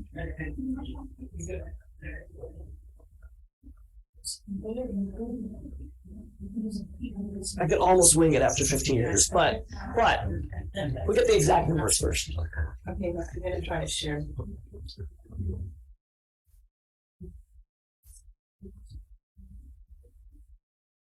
There we go. Okay. Are you doing I think I'm doing. All right. There you go. Okay, here we go. Yes, I'm ready whenever you are. Okay. You don't have more of an introduction than that. We're just gonna go for it. Gonna go. All right. That's okay. Well, we didn't practice this, but that's okay. Josie and I have been doing this again for 15 years. I'm Richard Zaromsky. I'm the current chair of the Parcel Tax Oversight Board. I've been doing this for about 10 years, probably. I think the first 5 we had a different chair, but I think I've done this presentation every year for 15 years. And I'll report afterwards, but this is going to be my last time. We have a new person coming in, so that's exciting for a lot of us. This is a report from the March 1st, 2023 Parcel Tax Oversight Committee. The committee, as you know, is made up of community members of parent representatives from each of the school sites, and we've been charged to review the parcel tax ballot language, that's the actual language that the citizens voted for, and review the expenditures from the board, which is really over $1 million a year, which is a great amount of money that benefits the school district. We review those expenditures and ensure that the funds are being spent in accordance with the wishes of the taxpayers. So the responsibility has really been, we literally look at each of the expenditures, review the parcel tax language, and match the language to the expenditure, vote on it, and then also advise as to the following year expenditures. Again, there's no mandate for that. That's more of been something that we've been doing to kind of speed up the process, make sure that there's not something that's out of the ordinary for the following year, more guidance than anything else. We met on March 1st. We reviewed the 2022-2023 expenditures and then the 2023-2024 projected numbers. We reviewed the ballot language. Josie put together a great piece of information that had all of the specific expenditures, that's what I was wondering if we had or not. But maybe we don't have that. Maybe that was Not attached here. Yeah, it's not attached here. But we went through each of them. We asked questions about each of the individual expenditures. At the end, we determined that they were within the ballot language this year, as they have been every year. But again, we really do like to go through them one at a time. We found that these expenditures protected quality education and retain teachers by funding teacher positions and provide new teachers with support to be the very best. We found that the funds will help support struggling students by funding counseling and teaching positions and training to meet the needs of every student. We found that the funds are used to support struggling students and engage all students in science, which is really a big push by sending, and this is this was for 2022-23, sending all 5th and 6th graders to outdoor ed for 1 week where they receive a real world experience in science. The budget also included some money to continue garden support throughout the different campuses, which is another science experience for each of the students at each school, where the goal is to have them establish or to develop the students as stewards of our community. And then last, we had the money supported libraries and technology by funding library technicians who support the teachers and provide access to information and both through books and the internet. So again, we completed our charge. We only do this once a year. We have a really great group of folks, a lot of, again, who have been on it for a long time. And so it's kind of a bummer it's only once a year, but we do enjoy it nonetheless. So with that, are there any questions about the parcel tax report for this year? All right. Thank you very much. So next year, I don't. Did we vote yet? I started as an Ocean Shore. Actually, I started as a community member. Then my kids went to Ocean Shore. So for 8 years or 9 years or however many, I was an Ocean Shore representative. Now I'm a community representative. Our current Ocean Shore representative, Christopher Sweedler, is going to take over as chair for next year. I'm going to be stepping down. My kids are actually graduating from high school in May. So it's been really exciting to be on this board. I'm glad that I've been able to help out the community in this regard. So thank you very much. I appreciate it. Thank you. Thank you. Thank you very much. Thank you. 15 years. Yes, my kids were 3. Thank you. All right, thank you very much. All right, next we'll move on to student achievement, formative assessment, iReady updates.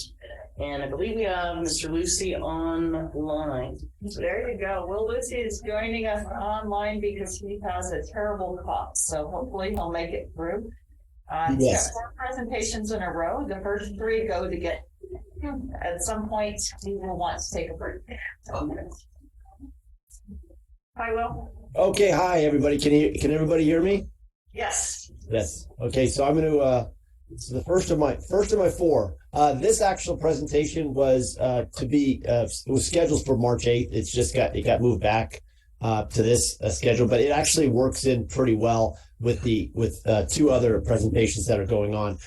This is with regards, it's an informational item, and it's with regards to student achievement and formative assessment, particularly iReady testing. So as with all the presentations that we talk about when we talk about iReady or any kind of monitoring assessment, this is kind of a slide that I like to show at the beginning, that we do have an academic focus at the beginning of the year.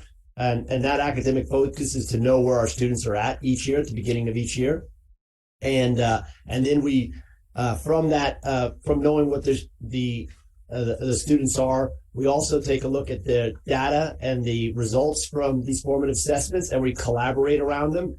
This has been one of the huge positives with iReady, is that we've had embedded within our data analysis is collaboration time, and some iReady people who work for iReady helping us in breaking down our data and looking for areas where we want to define what students need, not as a whole group, define individual needs, and also look at areas of areas that we need to focus on instructionally in our instructional practices. And then providing that impactful support, and that's from this data analysis, we're able to plan instruction, and the collaborating is truly based off the data that we're looking at after we've analyzed it. So this particular iReady does have a metric, and it comes from our goal 2, which is student outcomes, academic outcomes. And our metric that we have in our existing LCAP is to reduce the percentage of students identified at risk or not meeting math or ELA grade level standards as indicated on the iReady. And so kind of jumping into this, we are looking at, iReady has 2 diagnostics. They have a reading diagnostic and a math diagnostic. And so the first one we're looking at is our reading, and we're looking at our most recent data. So that's this year's 22-23 year. And when we look at this, and this is the slide that's been shown previously, this format of the slide, we look at window 1, which is our first initial diagnostic that's given out in September. And specifically, if we're looking at that metric, we're looking at those students that are in the red, or the students that are 2 grade levels below or 3 grade levels below. We consider them at risk. So as you can see from this chart, in window 1, we had 27% that were within that. 27% of our students that 1st through 8th that were within that red area, and by the second window we're down to 19%. Our desired outcome for within our LCAP is by 2023 and 2024 that we have that percentage down to 15% at risk or lower, hopefully lower. And then this is another way of looking at it. I added this slide because it gives you kind of like a little more of a bar look at it. And I almost want you to focus on the actual green areas. And those are the students that are placed at either early on grade level or mid and above grade level. And so when we look again at the fall and the winter of this year, 22-23, you look at that fall, we have 41%. No, that's right. 41% of them are in that green area, and then it moves up to 55% in the winter. And then this is over grade levels. It's always good to look at this over grade levels because you do see some trends. I mean, if you notice third grade, they in the fall and the winter, they had a large amount of students at either at grade level or in mid-year grade level placement. And if you notice, also the yellow is the smallest percentage, and those are the students that are one grade level behind. And I'm looking specifically at third grade. And then they have those red areas. We have, the third, 16 and 8% in the fall, and then 12 and 12 in the winter. But this is kind of a good slide to look over as you go over time. I do want to note that in first grade, there's only two grade levels below, because you can't go 3 grade levels below or more because of the grade that those students are in. And then this is the math side. Same idea, same window, and we went from 25% at the beginning of the year to 16% for the middle of this year. Again, same thing. 15% is 15% at risk or below, and then we look again at the within the bar, and if you focus on the green, you go from 30% that are early on grade level or above to 47% through the winter. In the winter. So, there's definitely progress that has been made. I'd also like to say that much of this was very similar to last year. And again, iReady encourage you not to compare one year to the next year, because you're looking at a different standard for those students that are entering in those grade levels. So, but there is a similarity between the fall and the winter on those percentages, especially with regards to those students that are at risk. And then this again is the grade level breakdown of it. Again, I really kind of focusing on that third grade class with the fall. Them at 21% of those students were in that green area.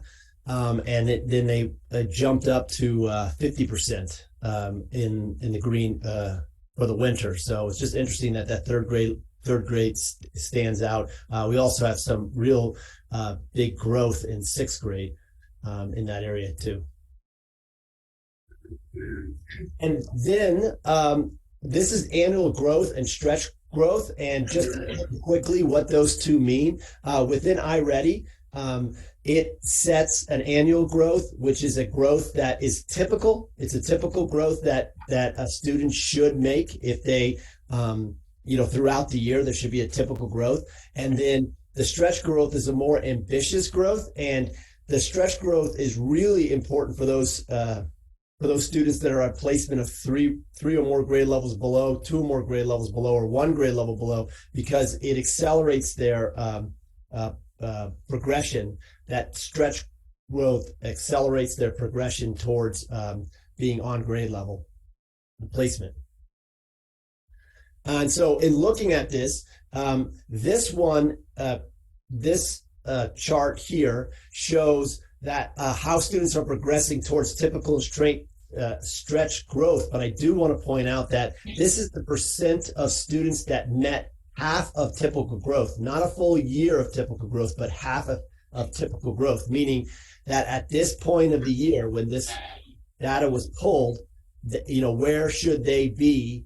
You should have, if they were making typical growth, they would be, 100% if 100% of them were making typical growth, that means all of the students were making that typical growth and were on their way to making that annual growth. So this is half of typical growth. So if you notice, here is that really high numbers as far as students in and again, this is reading, students in the first, second, and even third, and it kind of dwindles a little bit there, but they're all around about 55 to 60% or 50% in the later grades. And then that's typical growth, but for stretch growth, it's really kind of encouraging to see that 47% of those students that were at I'm taking first grade in particular. 47% of those students were had met halfway through their stretch growth. So those students are on their way to accomplishing their stretch growth goal for that. So that's encouraging. And then this is for math, same thing. And you can again, it's that half of typical growth, and then half of stretch growth. Numbers are, that seventh grade in the stretch growth, 26%. That's a bit low, but for the most part, they're all pretty much, about the same, across the board for math. And then this is a chart, again, a new chart that I added, and I want to focus on those two areas. I hope probably it's hard to see because of the font, but this is again, it's reading typical and stretch growth, but it looks at those students that were at baseline placement, meaning at their first baseline placement, at their first diagnostic, they were at these placements. So, for instance, if we look at two grade levels below, so 80% of the students that were at 2 grade levels below placement on their first test were 80% of them were making their annual typical growth, meaning that 80% were progressing towards their annual typical growth. And then 44% of them have already met their annual typical growth of those students that started at a placement of 2 grade levels below. And then you go to stretch growth, and it's the same thing. You have the median, so that's the middle student of that group. And I'll take 1 grade level below. The middle student of that group of students was at 48% towards their annual stretch growth, and then 20% of all of those students that were at that 1 grade level below have already met their annual stretch growth. And then this one is, which I thought is really telling, is the percentage of students who improved placement, meaning if they were at 3 or more grade levels below, they moved to either 2 or more grade levels or 1 or more grade levels by the second diagnostic. So 54% of the students that were at 3 or more grade levels below in their initial placement moved up a level or multiple levels. And then again, 58% and 45%. It is encouraging to see that the higher percentages are in those lower groups, meaning that in reaching their goals, they have to move through those placements to get up towards grade level. So it's nice to see that the ones that were at the lower end of their initial placements were making those moves. And in math, the same thing here. Again, I direct you to those 3 columns. It's again good to see that the higher percentages of students at this time mid-year have already made their annual typical growth, which is nice. And then you have the 12 and 14%, and you even have the high 11 there of those who have already met their stretch growth there. And then again, the numbers in these 2 lower areas, 2 grade levels below or 3 level below, they're higher as far as percentage of students that have moved up or improved the placement. So it's nice to see that. All right, that was a lot of information. And so if you have any questions, please let me know. Are there any questions? Trustee Patel?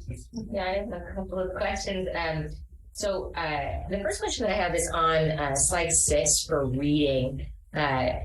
You see some really great progress from first grade, second grade, third grade, which makes a lot of sense. And then in 4th grade, it starts to kind of go back up. And I'd love to kind of better understand from you why that trend is there. And then also why in 7th and 8th in the middle, we don't see much growth between fall and winter across the different bars. And when you say middle, you're referring to the yellow, right? Is that correct?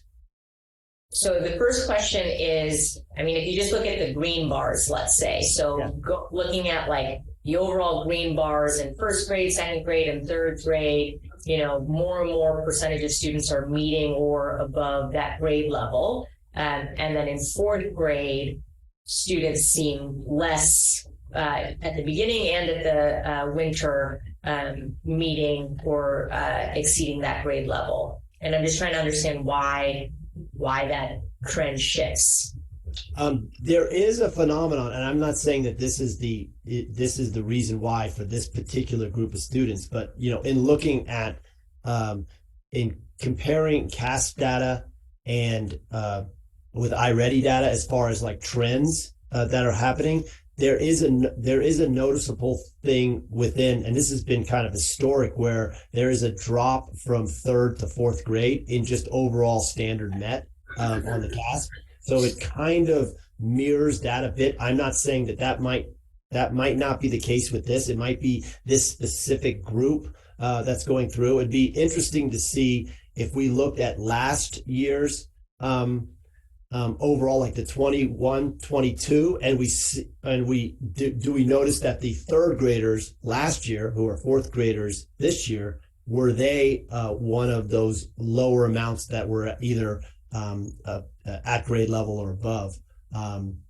It'd be interesting to look at that, but I don't really have any kind of clear answer except to say that there is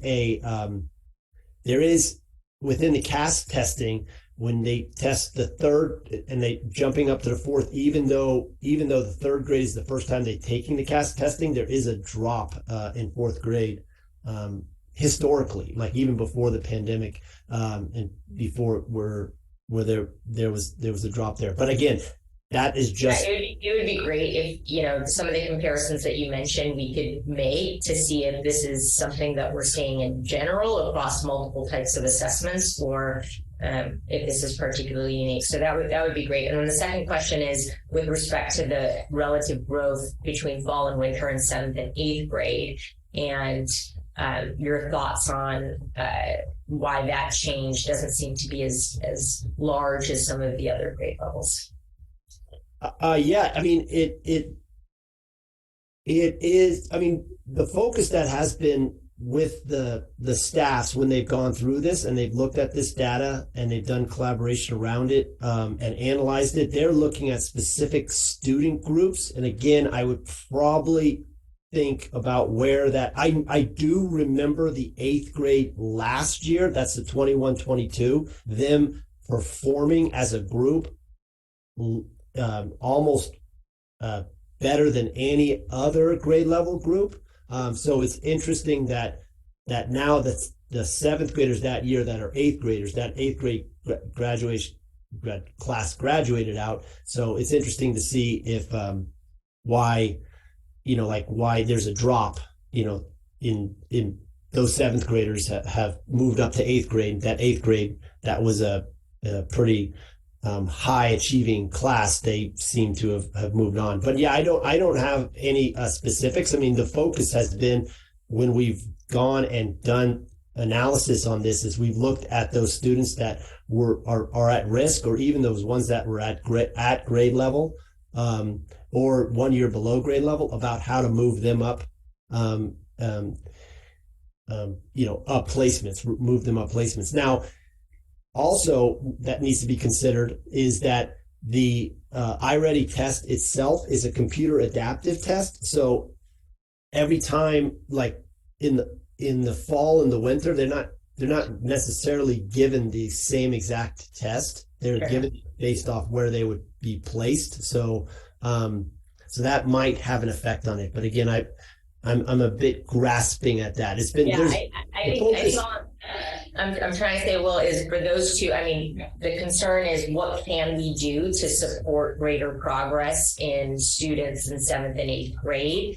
I don't know what the right level of change is between fall and winter necessarily, but you see some progression across all the other grades in reading, and this is even more true when you go to the mathematics slide on slide 9, where there's very little progress in those struggling students that are in the light red and the dark red there. And so just kind of better understanding what supports we can offer, what additional supports we can offer to make sure that we are really supporting that group to meet grade level.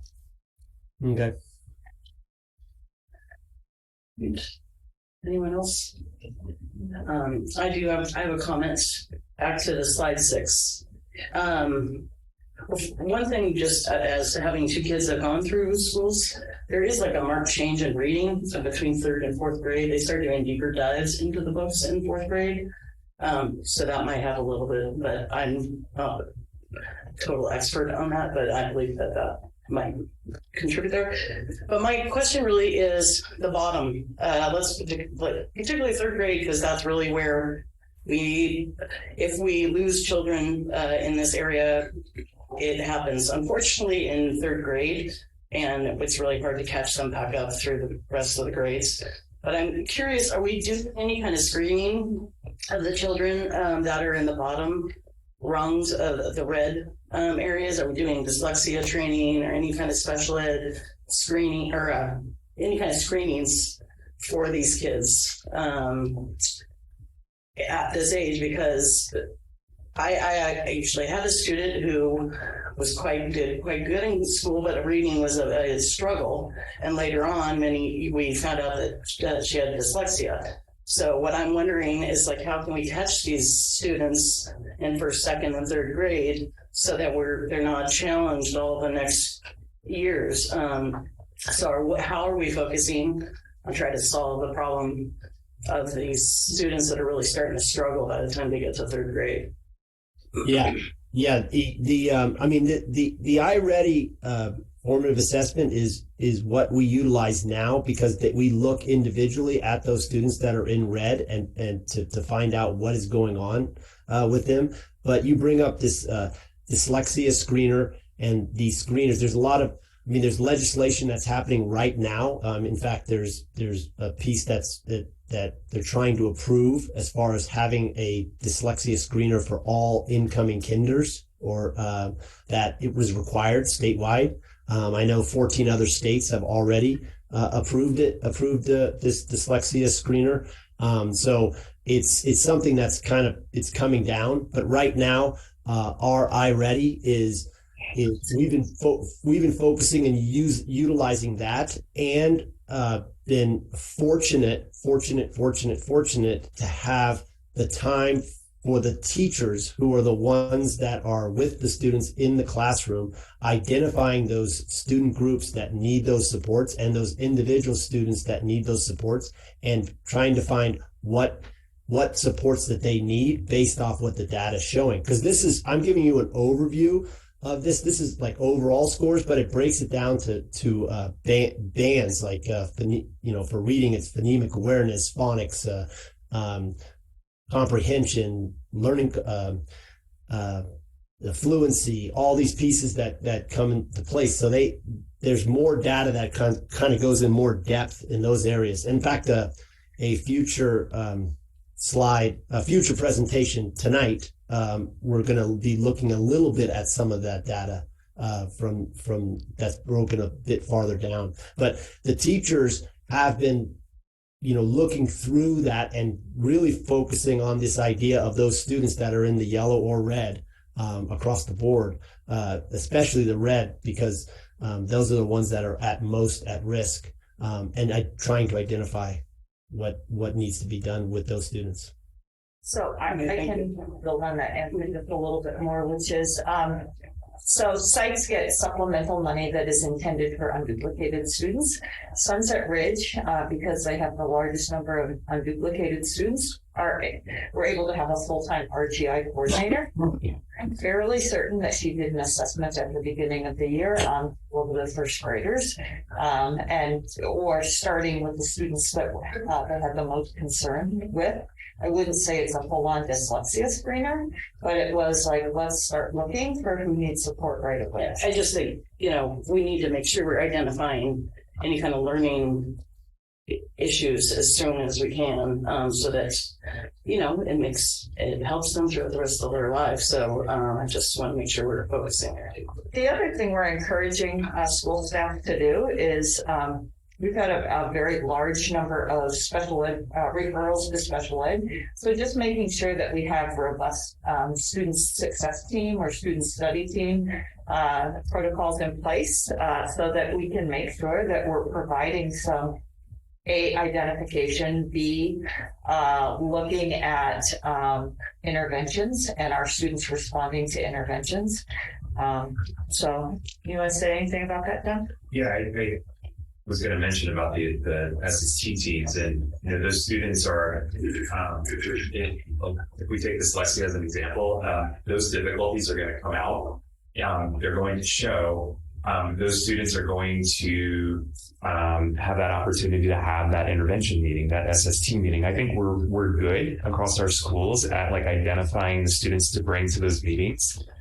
It's one of the interventions that we're putting in place for the students, and we have some exciting things that we're thinking about. But yeah, I just even though those students are very much struggling, I would think that they are in the pipeline for the student study team meetings to look at what we can put in place for them, before we might do a special education referral. Okay.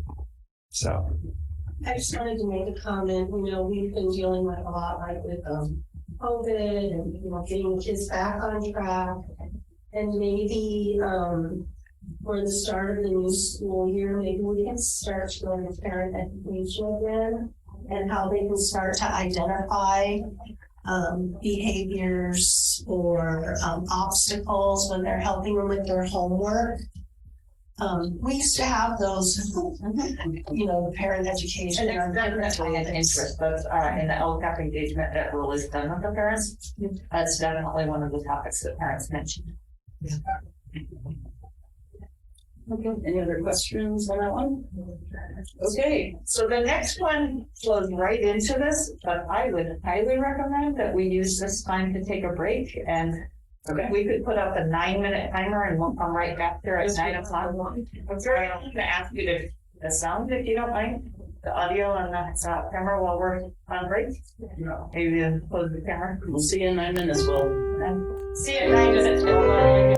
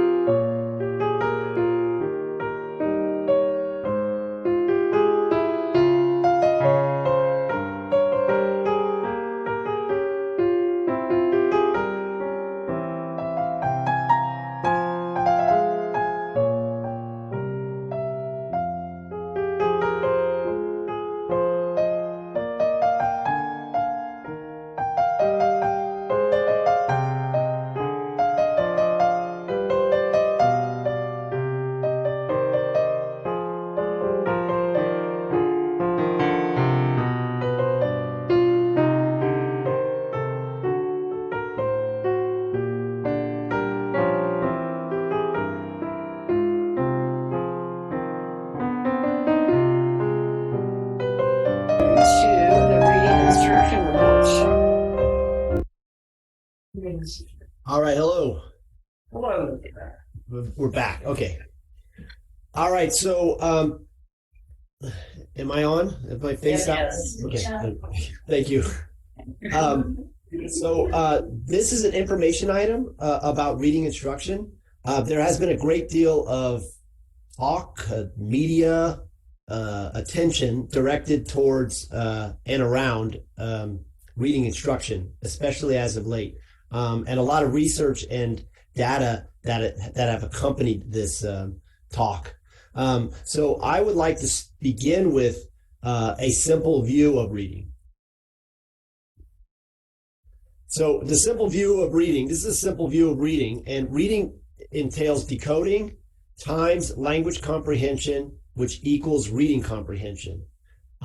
If you don't have decoding, if you have a reader that can't decode, then you can almost think of that as 0 times, even if they have very good language comprehension, they still won't equal reading comprehension, and vice versa. So if they had language comprehension, if they didn't have language comprehension, but they were very good decoders, you would still not equal reading comprehension. So that's a real simplistic view of reading.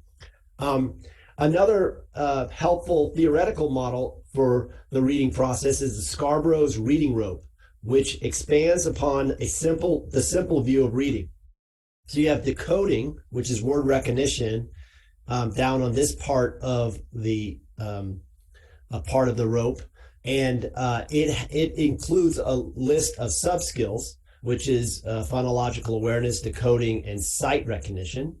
And then you have on the other side is the language comprehension, and the sub-skills below language comprehension are background knowledge, vocabulary, language structures, verbal reasoning, and literary knowledge. And as the language comprehension skills become stronger and stronger, the more tightly woven together, readers become increasingly more strategic. So that's this part here, is when they start getting tighter and tighter, they become increasingly more strategic. And the same with the... Hello? Here. Okay, sorry, I thought I heard something. And then the same thing with the word recognition or decoding. You can think of those sub-skills as strands of the rope, and as they become more tighter and tighter woven together, there's an increase in the reader, the increase in readers becoming more automatic in their reading. As readers become more strategic and more automatic, skilled readers occur, and readers can comprehend text. So that's this. And then there's one more graphic I wanted to show you, which is around this idea of this represents the ladder of reading and writing, particularly. But if we're looking at the reading part of it, approximately 40% of students fall in the green area, these two top green area, and of the ladder, and which means that they benefit from a balanced literacy approach. They benefit mostly from the balanced literacy approach. They do need facets of structured literacy approach, but it's not as necessary as the bottom half, the close to 55%. And these percentages are based off research nationally, that 55% of readers it's essential that they have a structured literacy approach for reading, and that's structured literacy. So then I wanted to look at some data. Again, we go back to the data. This is SBAC data for English Language Arts 21-22, and we have here the percentage of students per grade level that met or exceeded standard or below standard, and we have it for all students, the student group of Hispanic or Latino, the economically disadvantaged students, and our English learner students. And as you can see across the board, you're looking at third and fourth through eighth. They're in and around 50%, with the third and fourth being, as far as with all students, are being more of met and exceeded in the 40%. So 47% for third grade and 43rd for fourth grade, where it goes above 50% in fifth, sixth, and then up to 60% in sixth and seventh, and then 54% in eighth. But that means that we have, for our third and fourth graders, over 50% of our third and fourth graders. And again, this is English Language Arts, so it's not just specifically reading, but it shows that there's more than 50% of our students that are below standard. in English language arts. And then if you look at our student groups, which are the Hispanic economically disadvantaged and English learners, the gap between those is about 20% of 20% less are meeting or exceeding standards, and 20% more are below standards in all three of those student groups. So then we look at our iReady English language arts, but specifically phonics. So when we're looking at phonics, and I just took all first, second, and third grades, just because I looked at this in particular is because, there's always been that goal by the end of third grade that you have readers, that 100% of your students are reading. And so that's the kind of the golden time for them. And if you look at this, and again, it shows progress, meaning that you look at the fall to the winter to the spring, and this is grouping them all together. There is progress. You have 34 and 7% that are either early on grade level or mid and above in the fall, and then all the way to the spring of 2021, you had 67% that were at it. But it still shows a pretty large percent of students, especially in the fall, that come in either one grade level below or two or more grade levels below in phonics, and specifically in that phonics piece. And then this is the Hispanic, and you can see there is your students that are either one grade level below or more that are Hispanic first, second, and third graders. There's again a bit of a gap between them and the all student, all first, second, and third grade students. And then again, if you look at economically disadvantaged, it's almost very similar to the Hispanic students as far as that gap between them and the all students piece. And then if you look at our English learners, and again, this is a little more dramatic as far as, because you have less of those students that are either early on or mid as you go from fall, winter, and spring. Even though the growth, there's less compared to our all students. So this just really kind of shows that gap between the two. And then I wanted to go over what our reading program history is. I went back all the way to 2012 when Pacifica School District adopted the Teachers College and Reading and Writing Project. And at that time, teachers were provided with pretty extensive training on this balanced literacy approach to reading and writing, and it was pretty continuous. Looking back at those pieces and talking to teachers that were teaching back then when this first came out. And there was, continued support was provided. We had humanities, 2 humanities specialists, and we had some external PD. There was a lot of collaboration. In 1920, the humanities specialist positions were eliminated. But from that, we were able to still provide some outside training on TCRWP. But also we were able to purchase some digital subscriptions, such as videos that showed how to conduct mini lessons, confer conferences, and et cetera. So many teachers were getting professional development through those purchases. And then through this all, we used Words Their Way to fill in that phonics work study need. That was at the beginning, that was the goal, and up to recently, that was the piece that we were trying to satisfy, that phonics work study, the word study needs through Words Their Way.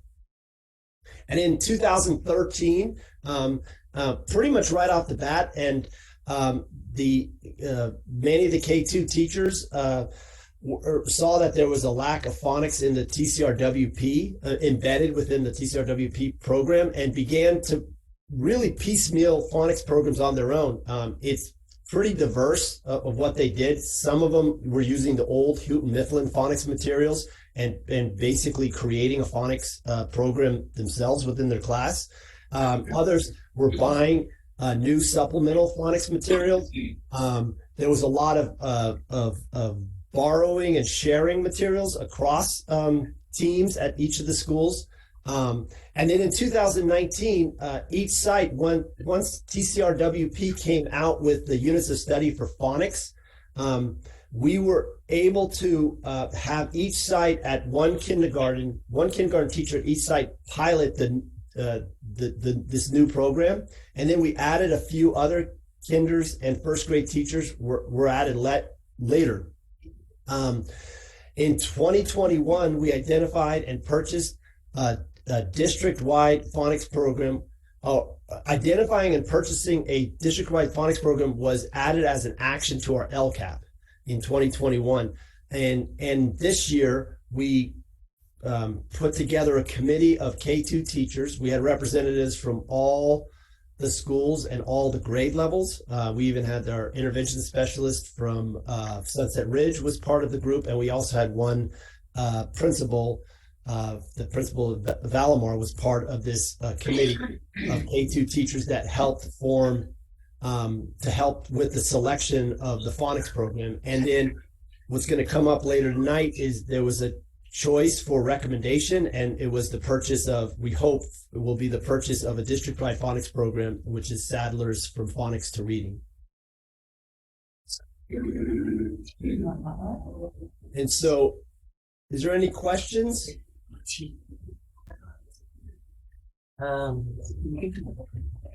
Any questions? No questions. Just a comment. Will, thank you so much for putting this presentation together. I thought it was a very well thought out, and I appreciated the history in Pacifica as well. I'm very happy that the needs of the teachers that they've expressed from back in 2013 is being formally addressed with the phonics program.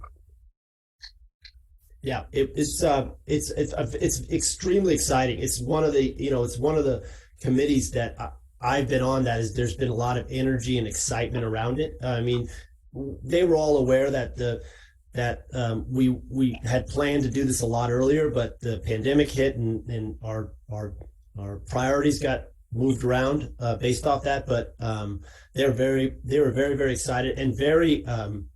They did a lot of research in between the meetings that we had of looking at these different. They were being the experts, and we were coming together and kind of collaborating around our problem. There was a lot of learning that was involved in getting us to this point.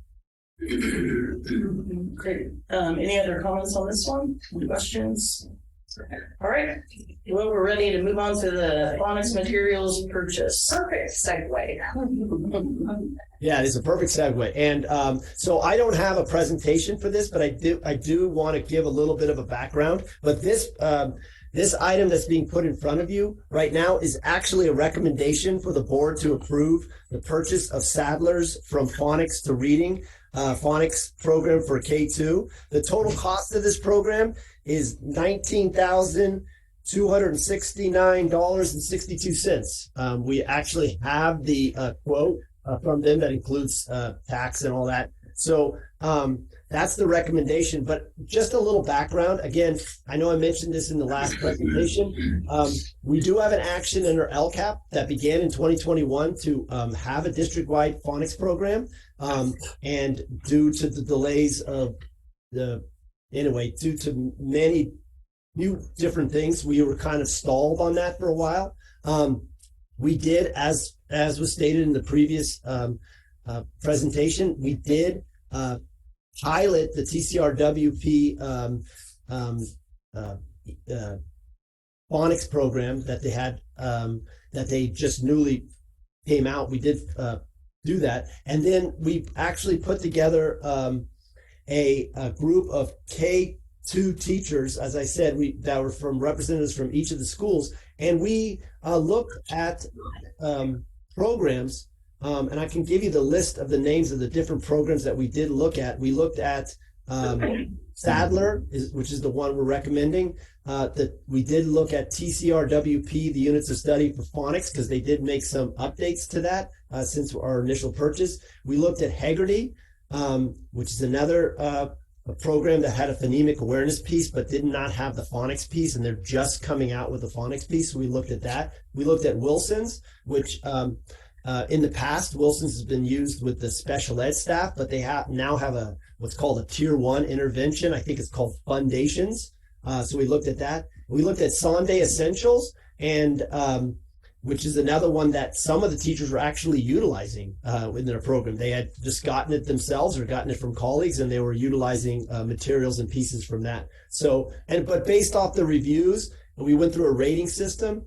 The Sadler seemed to just bubble up to the top because one of the main reasons where all these other programs had all the components that you wanted, it had a good, they all had great scope and sequences. But one of the things that Sadler had that the others didn't really have was ease of use. So we will be providing professional development for these teachers to use it, but Sadler has it so that if a new teacher were to come in tomorrow, they would be able to pick it up and actually start implementing the program with very, very little professional development. Now, again, like I said, we will be providing some professional development for them so that they have that piece. But that was one of the kind of the big highlights of this piece.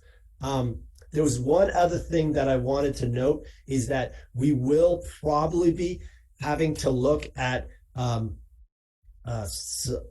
decodable books, but I wasn't ready to bring that purchase to this meeting. So but that's something we'll have to look in the future of supplying more decodable books for especially our K-1 teachers.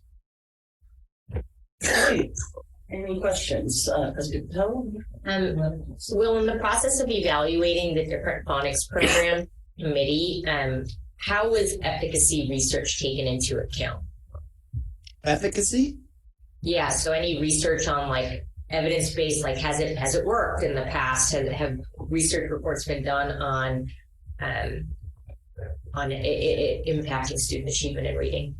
Yes, we actually looked at all of the programs that we looked at. We looked at what districts used them, and we were very fortunate that some of our people that are on our group were able to reach out to some of those districts because they had friends working in that district and to provide input.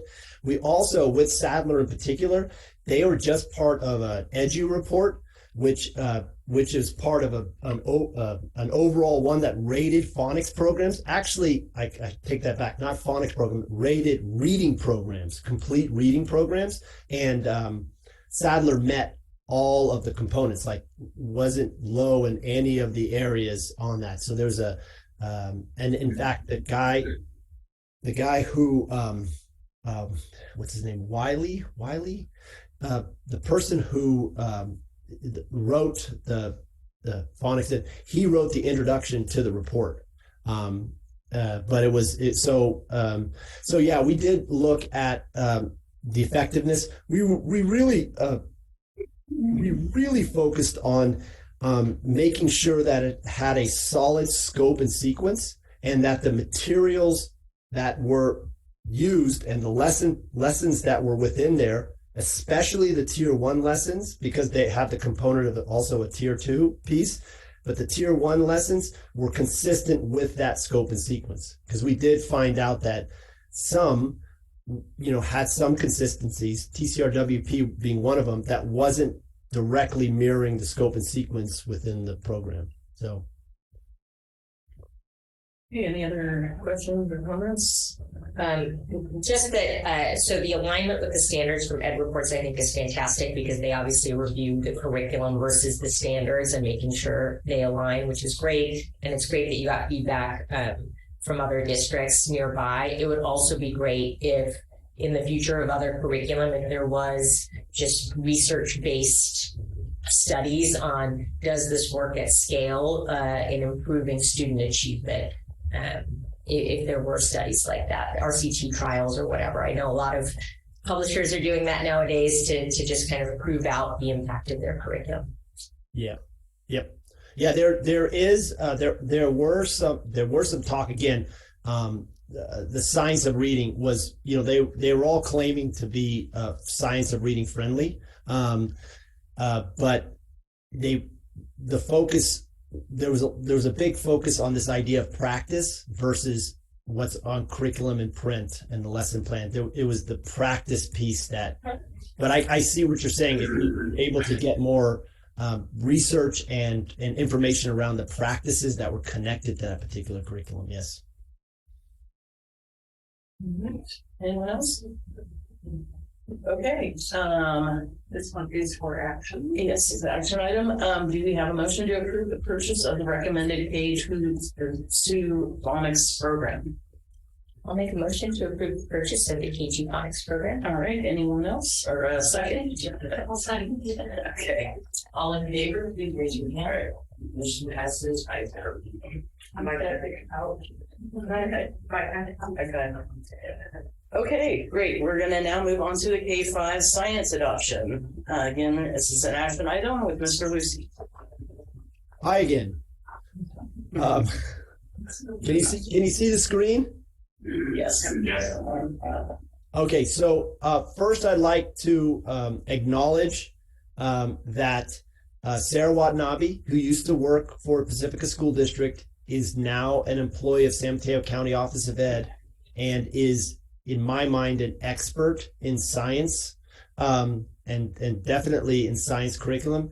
She really took the lead on this adoption of a science curriculum for our K-5, in fact, our TK-5 program.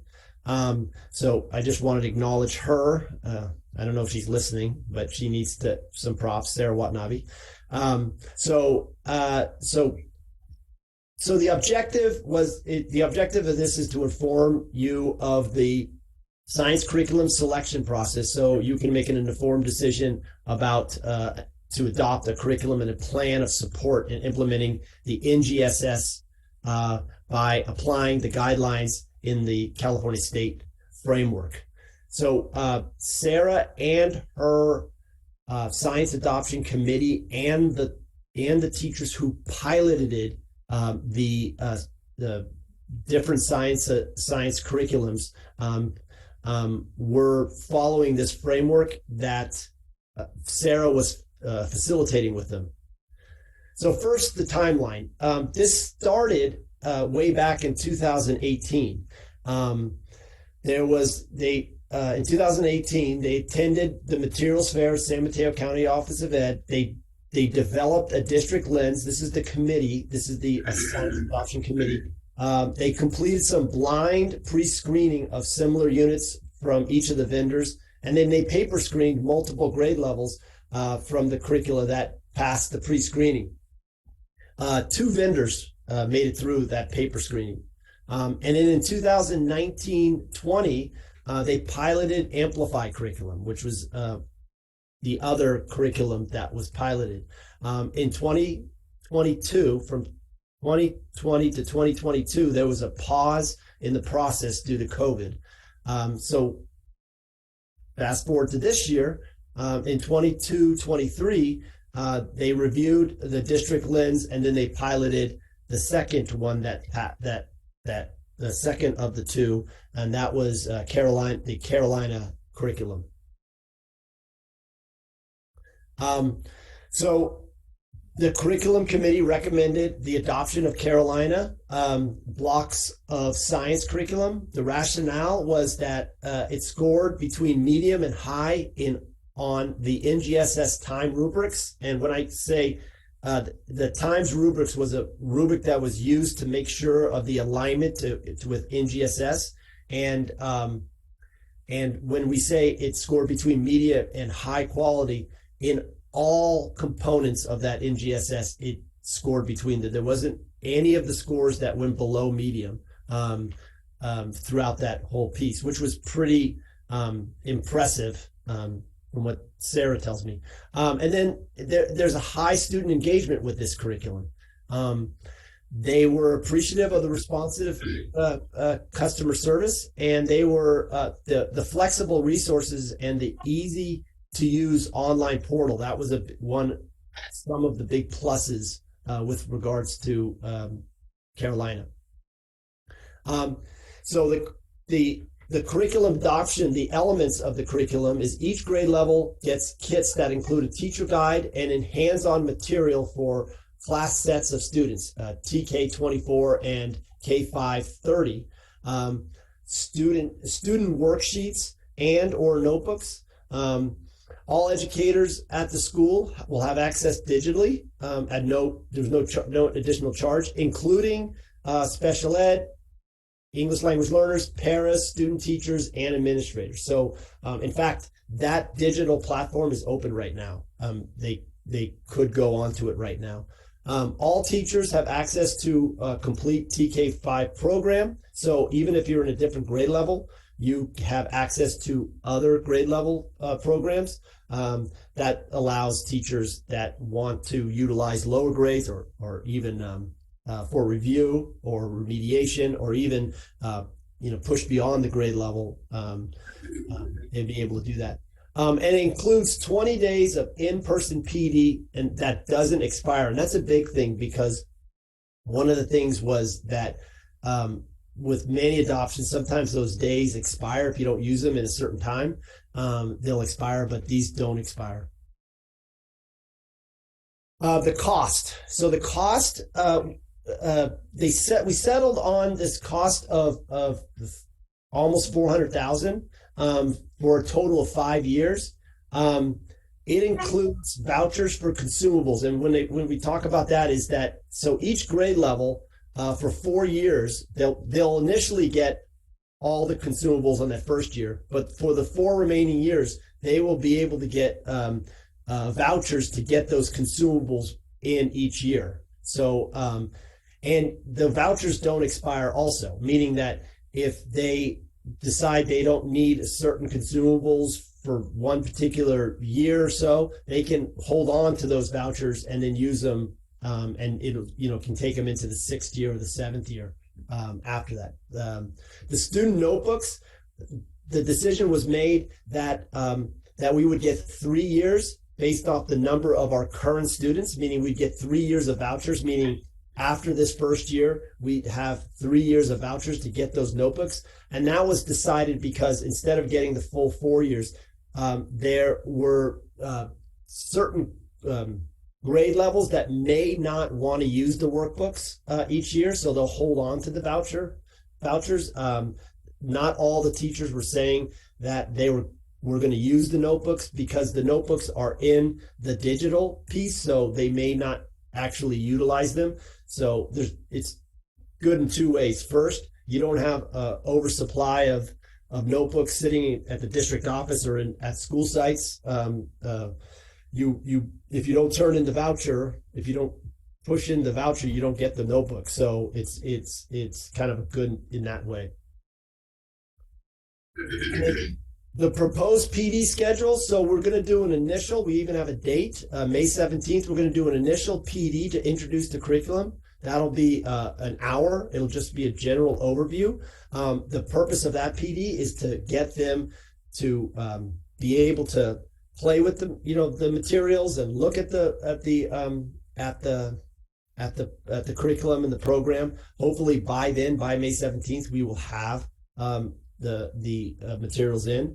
And then a PD refresher of the curriculum, which will be 2 hours on August 14th. And then a follow-up PD to review and actually dive deeper. We're looking at October 6th for a 3-hour training on that. And that would be more of that purpose is they're starting to utilize the curriculum, and starting to implement the curriculum. And then that'll be an opportunity to say, okay, let's look back, how's it going? And then kind of dive deeper into certain elements of the curriculum. And in the first year of implementation, in being realistic, we want to require, we'd like to look at a requirement of at least 2 out of the 3 units are taught with fidelity. The idea is, this came up with the teachers themselves, is that in our first year of implementation, it's very hard to do the entire program with fidelity. So if we could get them to do 2 out of the 3 would be great. But the idea is if they're going to do 2 2 units, that they actually do them completely and not do them piecemeal.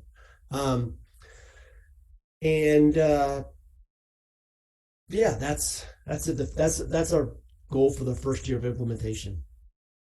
Any questions? Pacifica. Will, can you talk a little bit about the technology integration that's available through the building blocks curriculum?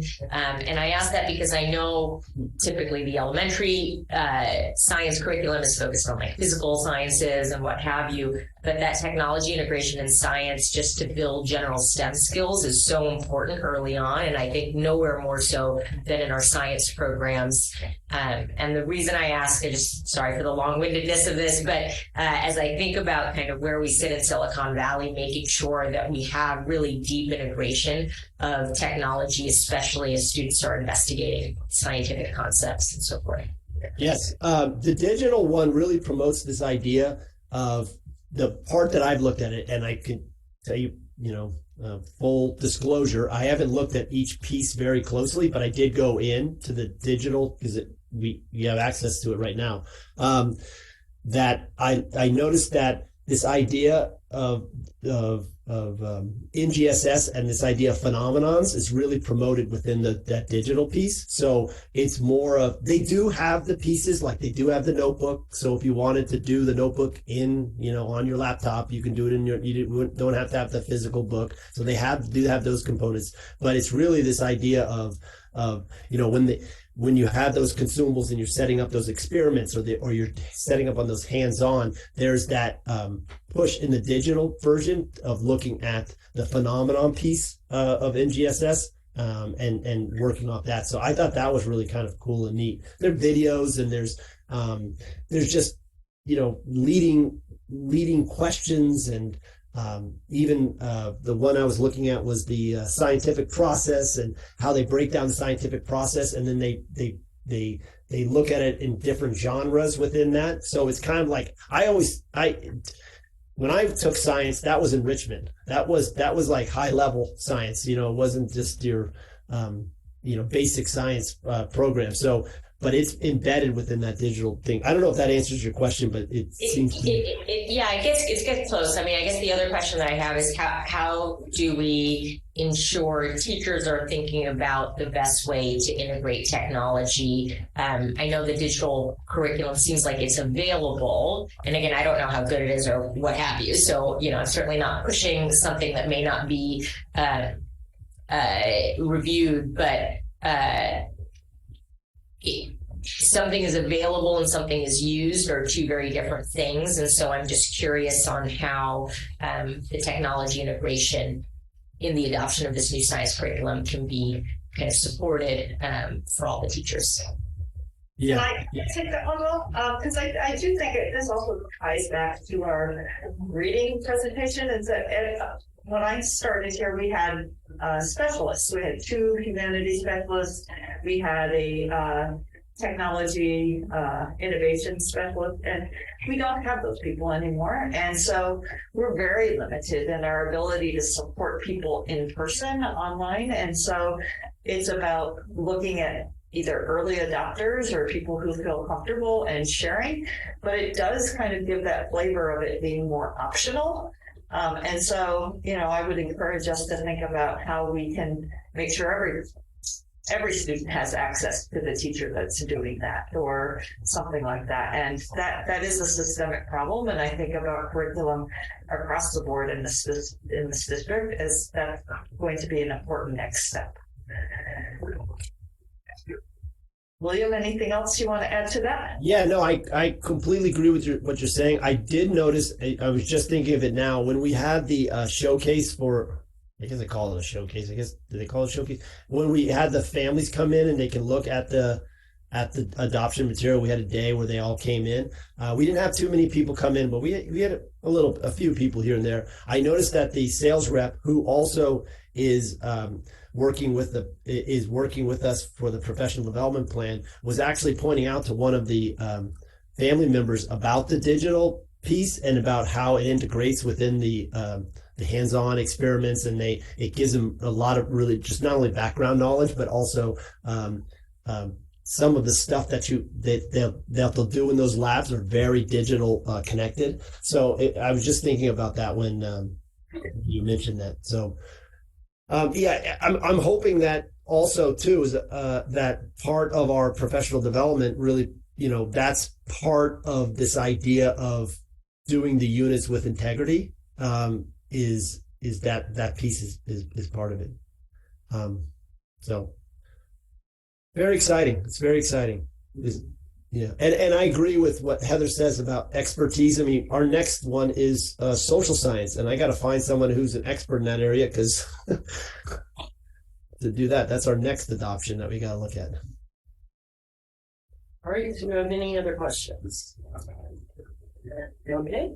Do I have a motion to approve the adoption of the Carolina Biological Building Blocks of Science curriculum for K-5 science? Motion to approve. Take a motion to approve the curriculum adoption for Carolina Building Blocks of Science curriculum. All right, got a second? Yes. Okay, the second.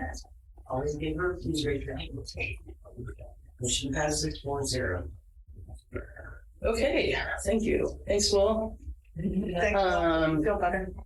All right, next is approval of the music job description and hiring of music teachers. It's Dr. Carlos Torres is not joining us, but Josie Peterson is going to do that for us. Thank you. So tonight we're asking the board to approve the job descriptions and hiring of music teachers. So we have updated the job descriptions for the elementary music teacher and instrumental music teacher. And then we have also created a new job description for the choral music drama teacher. So we are recommending tonight that the board will approve these job descriptions and also approve the hiring of 2 full-time TK2 music teachers and 1 part-time choral music drama teacher. And we will be able to use the Prop 28 funding.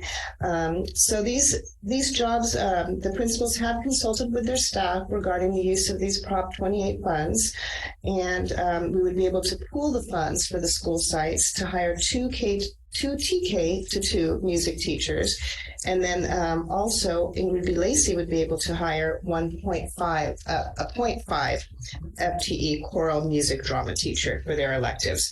And we did list, just for your information on the second page, the funding that we're going to receive from Prop 28, arts music funding, and it comes out to about $360,000 for the whole district. And then you can also see the breakdown by school. So the job descriptions are attached to these 3 job descriptions, and that's what we're asking for the board to approve tonight. We're happy to answer any questions or take any comments that the trustees have.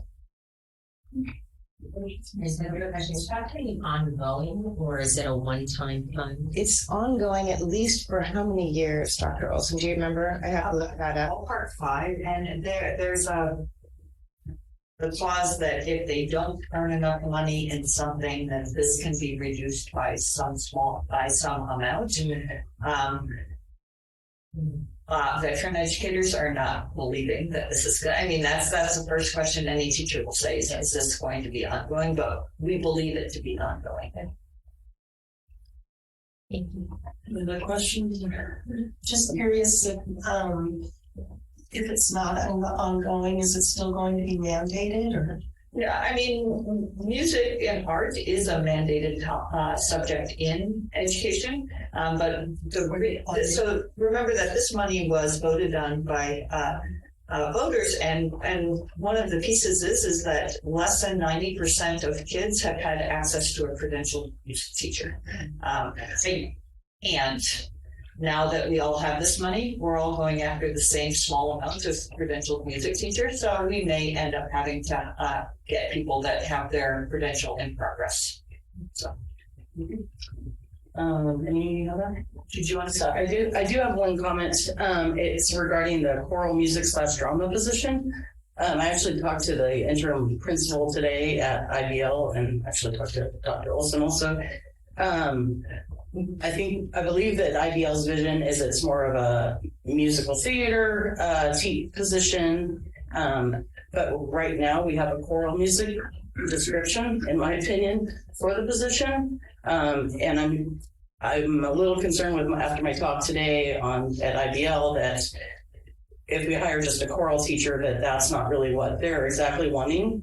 And it's not maybe as exciting for middle schoolers to take choral music as it is to take drama. So I don't want to necessarily slow things down, but I really want to make sure that when we're making a hire there, that we're hiring someone for the right position. That YBL actually wants, and not just, it's a choral music, that we're addressing their need and not just addressing a description for a job. No, that makes sense. They'll be doing the hiring, with the assistance of the HR department, so they do get to choose that piece. Okay. What was I going to say about that? Again, I think it's unlikely that we would find somebody, you said that there are two different areas of expertise. I think we'd be lucky to find one area of expertise and somebody who has just a real passion. Again, I'm not expecting to have a lot of credentialed candidates in that, but I certainly know that there are a lot of people with that interest as long as they would enroll in a program. Okay. So thank you for your. Okay. Anything else? Oh, that's. All right, so let's move on. So this is an action item. We have a motion to approve the updated job descriptions and new job descriptions as attached. I'll motion to approve the music job descriptions and hiring of music teachers. Do I have a second? I'll second. All right. Oh, I'm all in favor, please raise your hand. Motion passes 4-0. Thank you. All right, great. So next we're moving on to the approval of the updated board policy manual. It's only quarter to 10. All sorts of time. Yes, so this is also an action item. Okay, just as a friendly reminder, we had a January 11th board work study, and then we went over a number of the policies on February 8th. At that time on February 8th, we selected to remove the policy on intra-district transfer, as well as the one that spoke specifically to the Allenville. We plan to bring those to you on April 19th. And I would be forever indebted if you were to approve this, because then we could work on the next set of policies. So we'd like to kind of get in the pattern before the new superintendent comes on board so that there's an established pattern. Are there any questions on the board policies? So my question, just to clarify, we've pulled the two items that we discussed that we wanted further discussion. So those are opposite sides. So we're just approving everything. The 600 $600. Okay, great. So that's it. Any questions? Okay. Do I have a motion to approve the updated board policy manual as attached? I'll make a motion to approve the updated board policy manual as attached. All right. Do I have a second? I'll second. Okay, great. All in favor, please raise your hand. No. All in favor, please raise your hand. I'm sorry. Passes 4-0. Thank you. The next one. Okay, probably the highest ratio of policies per vote ever. So, all right. Well, I'm glad we got caught up on that one. All right. So future agenda items. Okay, so there are a couple that I want to bring up. After spring break on Friday, April 14th, you have a meeting from 1 to 6 p.m. It might be a little bit less than 6 p.m. So, and then we have a regularly scheduled board meeting on April 19th, where we want to do resolutions for staff appreciation bond. If you'd like to talk about safety, we can do it at that time. And that's where we were going to bring up the policy reviews for Allenville and inter-district transfer. And if we have time, it'd be great to do the December policies. That's 30 policies. But if it came down to order of importance, I do think safety kind of goes in more quickly. So that would be during a standard meeting, not a special meeting. Right. Would that be okay? That's okay. Okay, perfect. And I just wanted to clarify too that I was in correspondence with a parent who was concerned about the safety after Nashville. And I was also passionate about it, so that totally just left my mind. We just didn't share that little link there. So perfect. So if we can discuss that on the 19th, then I will get with you later specifically about what the things are that you'd like discuss. So just one of the things that's a little bit challenging about the 19th board meeting is that we typically have, if we have a vacation, we also have 3 weeks, and we shortened this one so that we have a vacation in 2 weeks so that it would fall out well with the LCAP. So it's just a little bit of a tight timeline. So we may not get to those December policies. And then we want to keep that meeting on the 19th even shorter than this one because you all are going to be busy on April 21st and 22nd all day, and we want to pace that out. And we do hope to, like Elizabeth said, hope to go to the city council around workforce housing. That would be our dream if that were to happen in the next month or so. So then the only other question that I have, and I'll certainly get topics you'd like to discuss, is that if there's interest in our district joining the lawsuit against social media, we would set up an appointment with you all to meet in closed session with a lawyer. So I'm not certain whether we have interest in that, but if we did, we'd want to get that scheduled, or it's something that you could join in the fall. So no deliberation. We're not allowed to deliberate in this part, but is there interest in meeting with a lawyer? Yes, that's not a vote. Okay, so I will try to see if I can get that on April 19th. So no commitment, that was not a vote. Let's be clear on that. That was not a vote. Okay, good. Yes, you're good. Okay, other topics? We have a lot of work in front of us, don't we? Mm-hmm. So thank you very much for your time tonight.